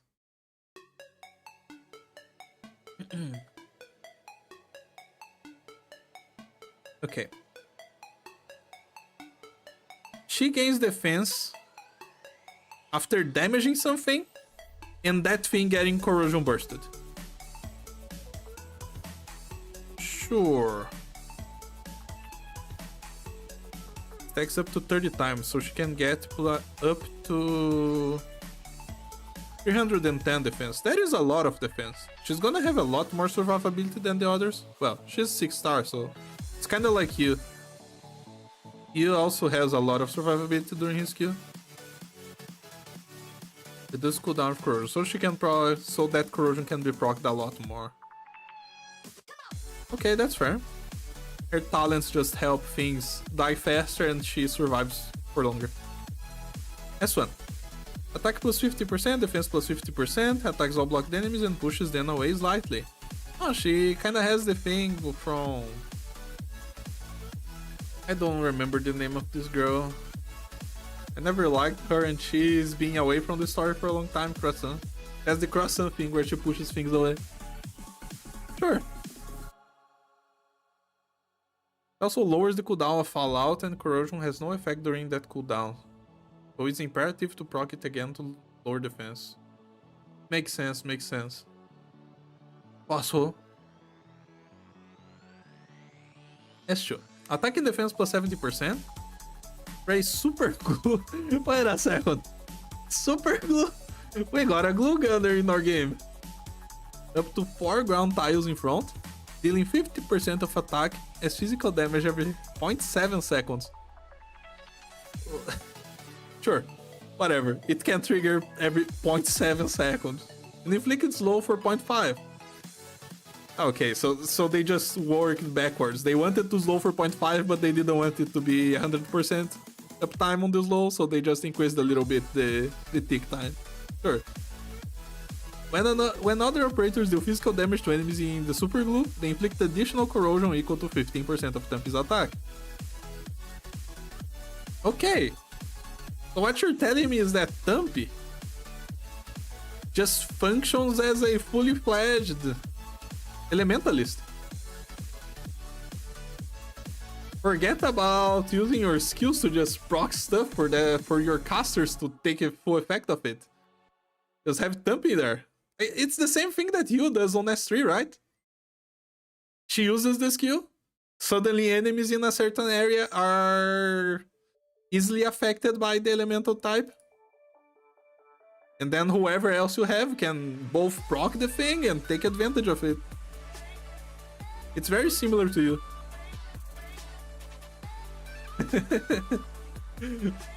S3. Block count plus 2. And attacks all blocked enemies. Attack plus 100%, defense plus 135%, deploys a portable conveyor belt extending 4 tiles forward. Oh, so that's where the factory comes up. Causing unblocked enemies with a weight of 4 or lower to move towards Thumpy at a speed of 0.8 tiles per second.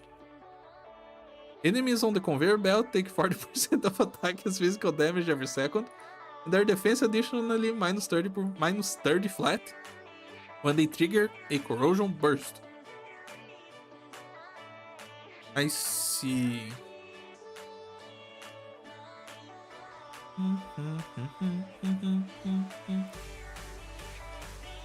So 4 tiles in front of her. She pulls enemies in. She gets increased to the block to make sure you can hold those enemies that she's pulling in.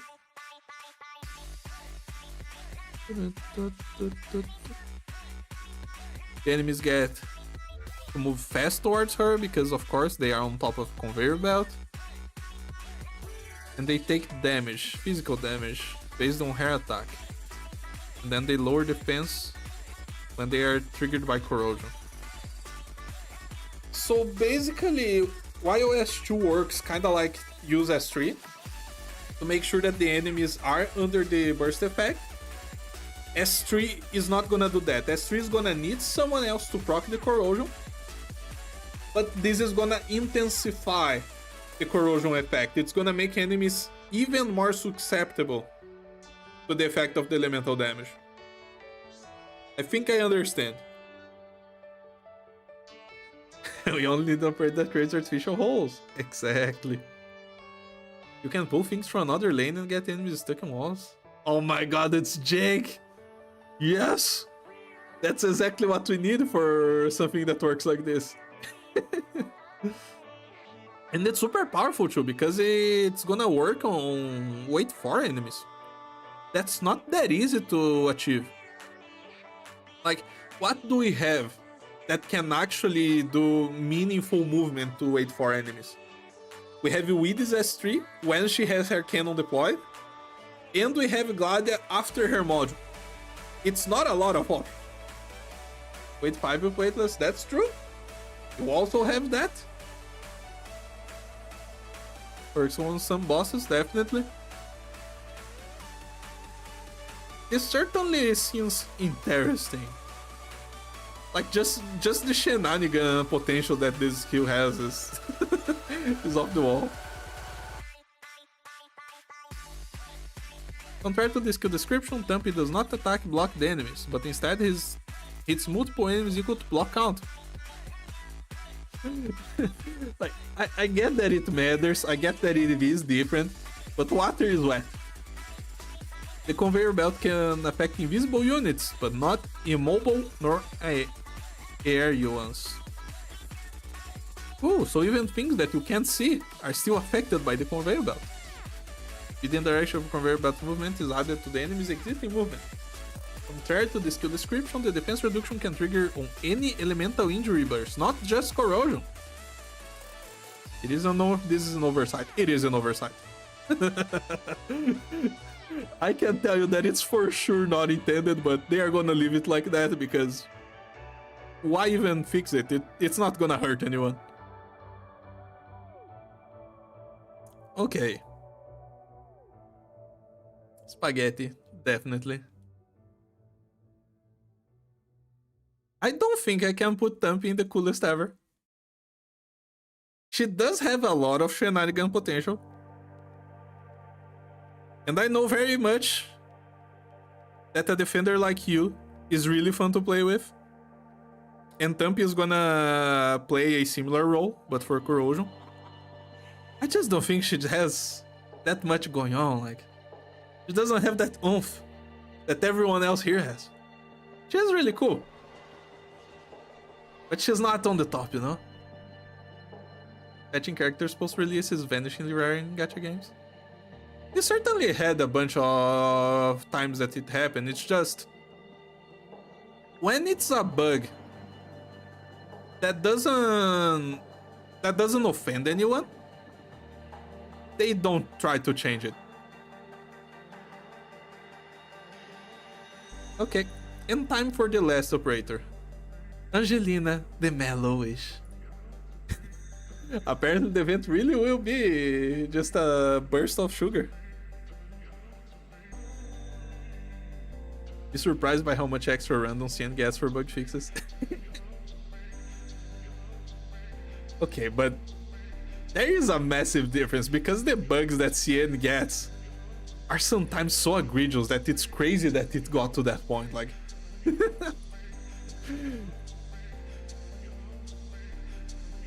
It's okay though, they always fix it fairly quickly. And then we have Angie. Now probably Angie as an adult, instead as the kid that she was.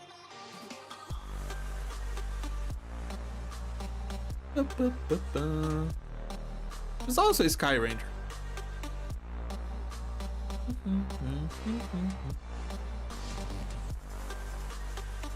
We get the benefit of not having to deal with most of Hypergriff's jank. Yup. This story is set after Cal getting revived. Oh, okay, this is like... Well, I was gonna say far future, but it's not far future.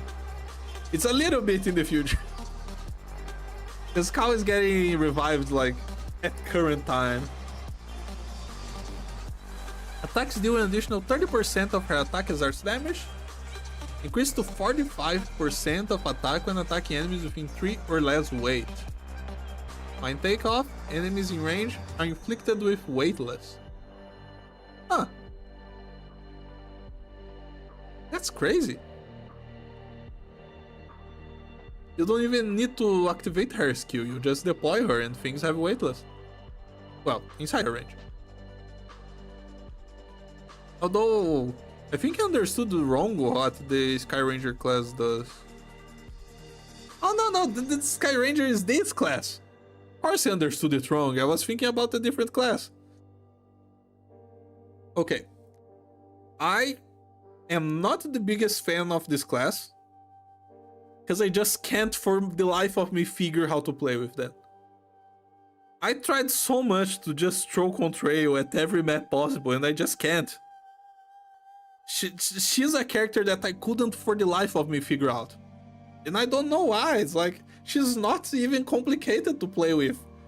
Throw her on the ground, she flies, she deals damage, I just can't. And then Tippy I like very much. And she is more interesting to play with than Contrail because you have her skill where she stands on the ground and then something hits her and then she starts flying. I find that really funny. But just overall, I don't really vibe with those two as towers. Tippy, awesome character. Love Tippy. I don't know how to play with them, man. Let's go back to Angie. Agile Swift.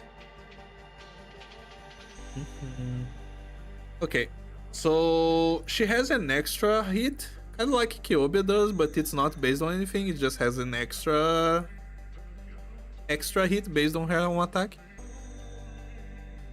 And if she's attacking light enemies, 3 or less. Oh no, that's what it does. When attacking enemies with weight 3 or less, she gets an extra hit. And when takeoff, enemies in range are weightless. And then second talent. When deployed, all allied units in takeoff gain attack plus 18 and recover 10% HP per second when blocked. Okay. This talent only checks whether said units are capable of blocking enemies or able to block aerial enemies. The HP recovery effect of this talent is unaffected by healing bonuses, nor being an unhealable state.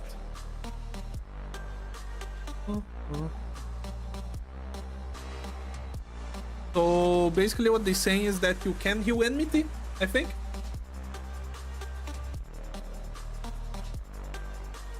It's kind of like Perfumer's talent then. Because for example, one thing that Perfumer can do is speed up the regen effect on Blaze Alter when she's dead because of her talent. So like one of the things that you can do when you don't have a max spot Blaze Alter on the current event that we had going on in Vector, because like you could use Blaze Alter to tank to bait Misery's attacks forever, but if you had a low potential Blaze Alter, she wouldn't revive in time because her regen wasn't strong enough.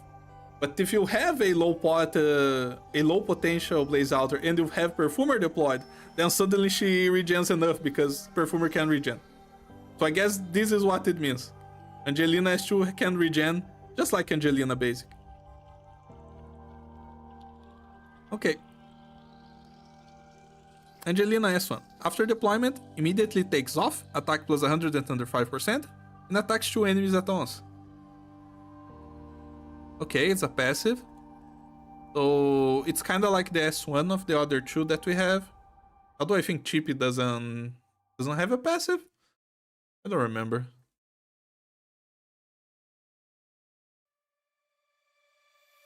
Attack range expands. Glides forward, causing ground enemies within attack range to levitate for 12 seconds. And flying enemies to become grounded for 22 seconds. Oh, she does a switcheroo. He sends drones to the ground and ground enemies to the air. For freaking 12 seconds. And then, attack interval shortens. Doesn't say how much here. Attack plus 165%. Attacks dewards damage and attack 5 enemies at once. Customize gravity. It does a big switcheroo of the enemies and then attacks them very hard. All of them. Because it's 5 targets. Nasty event boost, just wait for me after getting Angel Alter. During the rerun. All of the enemies are gonna feel the pain. They probably just fall to the holes, right? You change the gravity and they just die. Yeah, that is what will happen if she can just make flying enemies fall into holes. That's cool. She channels for 2.5 seconds. After starting to glide. Wait, does that mean that her glide animation depends on her ASPD? That's what it sounds like when they word it like this.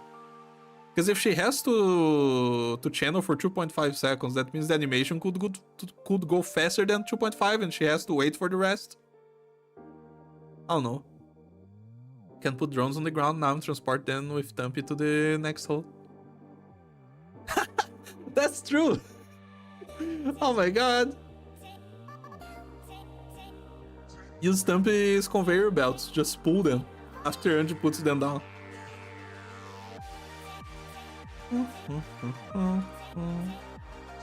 Angelina's S3. Immediately takes off, attacks plus 30%, gains 65% entire sanctuary. What is the boss in this summer event that they are giving 2 sanctuary effects against anti-air specifically. That's scary. Attack range expands. The surrounding 8 tiles are considered in Angelina's range. Attack deals 308% of attack's physical damage to 3 enemies at once, plus 1 additional flying enemy. Flying enemies within attack range have their movement speed reduced by 60%. If there is an unblocked flying enemy within attack range and Angelina is unblocking, move to the tile where the enemy is located. Oh my god, she teleports around just like the Bologna. Skill activation grants 33 ammo, and the skill ends when all ammo are used.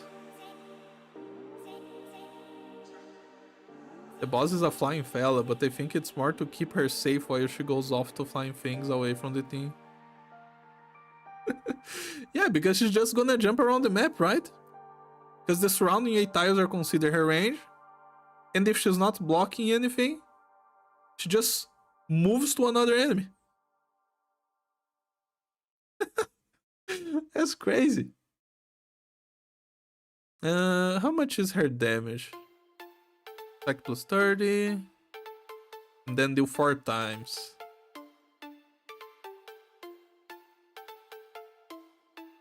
We'll probably kill drones very well.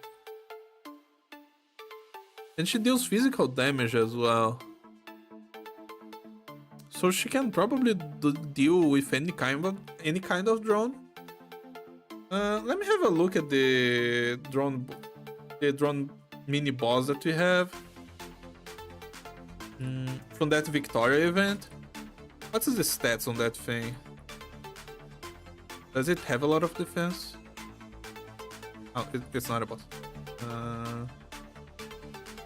Wait, what am I missing here? Where are you, Mr. Drone? Here. Yeah, they don't have defense at all. Not gonna be able to find the OVNI here. Guess these things count as drones. They also don't have a lot of defense.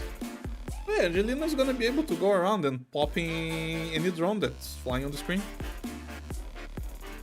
Yeah, I was thinking about that one. It doesn't have defense at all. She could go around killing anything she wants. Well, drones. Her attack is not gonna be that high. 850. No, it is. It is. It's over 3k per hit. Yeah, she could kill a lot of stuff. She hits a lot of enemies at once.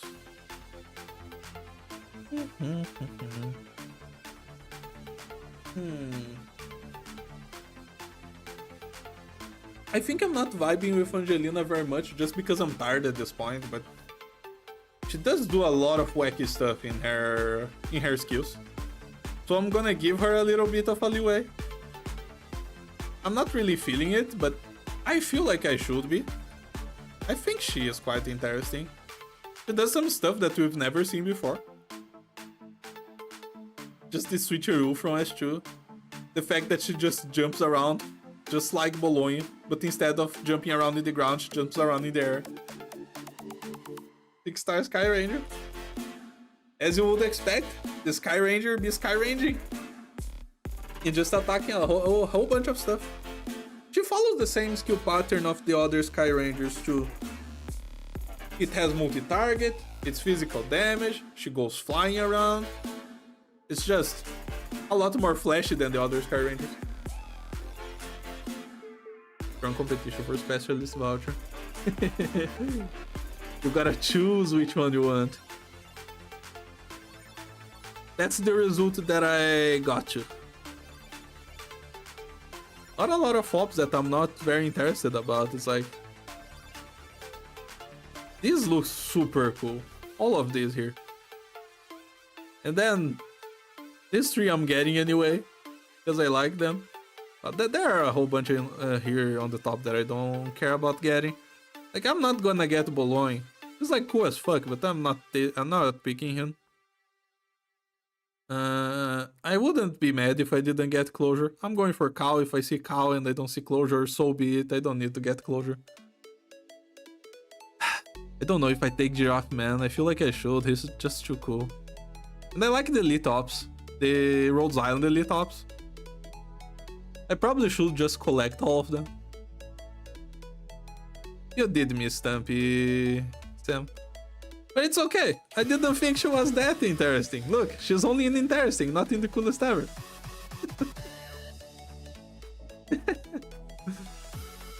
God knows what they had in mind with the Galus. Oh yeah, that's true. I don't have to choose for Giraffe Man. He's in the exact same situation as Raiden. Because Raiden is like a pop culture phenomenon inside the Arknights community. Everybody loves Raiden. I don't love Raiden that much, but since she was completely free to build, here she is. And they do like her. So it's nice to have her fully maxed like this. It's gonna be the same thing for Giraffe Man. I like him. Not that much. But since he's gonna be free, I'm gonna enjoy having him. To you, Thumpy is the coolest ever. Most exciting for her in the next 6 months. I can see. Then here, this was the Elementalist girl. This is the shoujo protagonist or shoujo love interest. Probably not sweating over those characters. This, of course, I'm gonna get Monster Hunter. I like Monster Hunter a lot. Pedro was really cool. I'm probably getting Pedro. Where is Pedro coming? Together with Afrisa. What did Afrisa do again?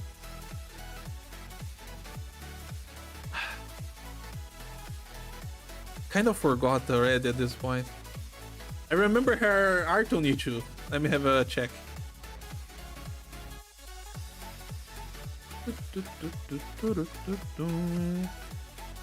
Oh yeah, the Funny Blast caster. No, I definitely wanna play her. Dude. I'm getting those two. I'm raising those two. I'm playing with Afrisa, man. I'm taking her to the entire game and using that funny S2. And Thumpy with the shenanigans. Don't think I'm pulling on this event. No, but I need time slot. Don't care much about the others, but time slot I care about. It's fine. I'm gonna pull the first 10 pulls on the banner, it's gonna give me time slot, and I'm gonna dip. That's all I need. And then these two, I really am not interested about their kits at all. Which is kinda sad, because apparently people really like Jacinthe. Time slot is a welfare, yes! Yes, I don't have to pull at all. See a lot of banners that I'm gonna have to pull, man. Good thing I have so much saved. There's next banner, then the next banner, then the next banner, then the next banner. Yeah, I'm gonna have to pull on every banner coming up except the last one. What a fucking disaster. Very good for a 5-star. No, I am excited about her as well. I am gonna get her. This is not about who I'm gonna pull. This is how interesting I think their kits are. Like, I'm pulling this tree here, and I'm not pulling this guy here. Or her. But these are the most interesting ones, and these are the not interesting at all, in my opinion. You have a bit more save than me. Contemplating pulling 300 on Cal. What are you missing that you wanna pull 300? Or like, do you just want extra potential on Cal?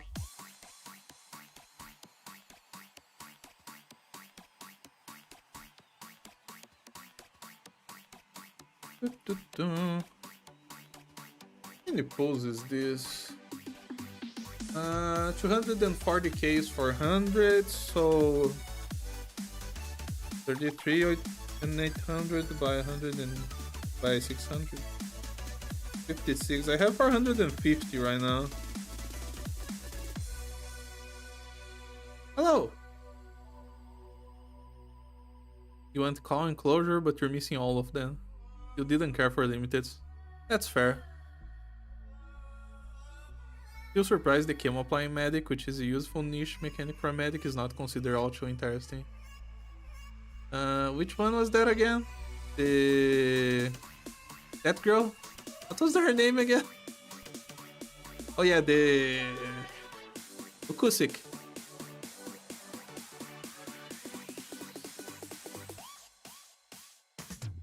Who knows, man? Just don't feel like it.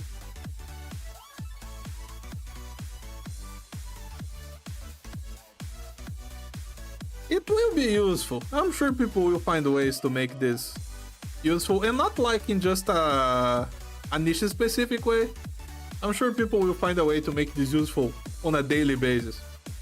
Because at the end of the day, she's a medic. It's easy to make a medic useful, and if you have a tech down effect like that, yeah, it's gonna come up. I didn't vibe with her. No, I cannot read Cyrillic. It's just earlier on, I was using Google Translate to see the pronounce. Uguzik. That's what I did. I don't actually know.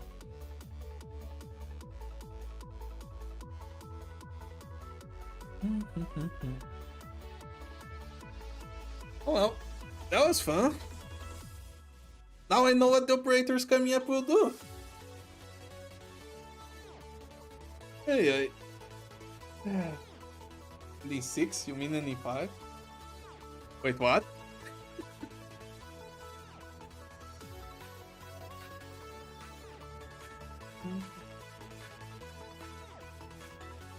Yeah, I think that's it, everyone. I had some fun today looking at the operators, and now I am more knowledgeable about them, because I really wasn't. I had no clue what any of them did. Except with maybe Kaltzit, I had seen a shot about her history. But I think I'm gonna leave for today. And, I guess I will go continue making that video that I said I am releasing in the near future. It's gonna be cool, I promise. So that's gonna be it, everyone. Bye bye.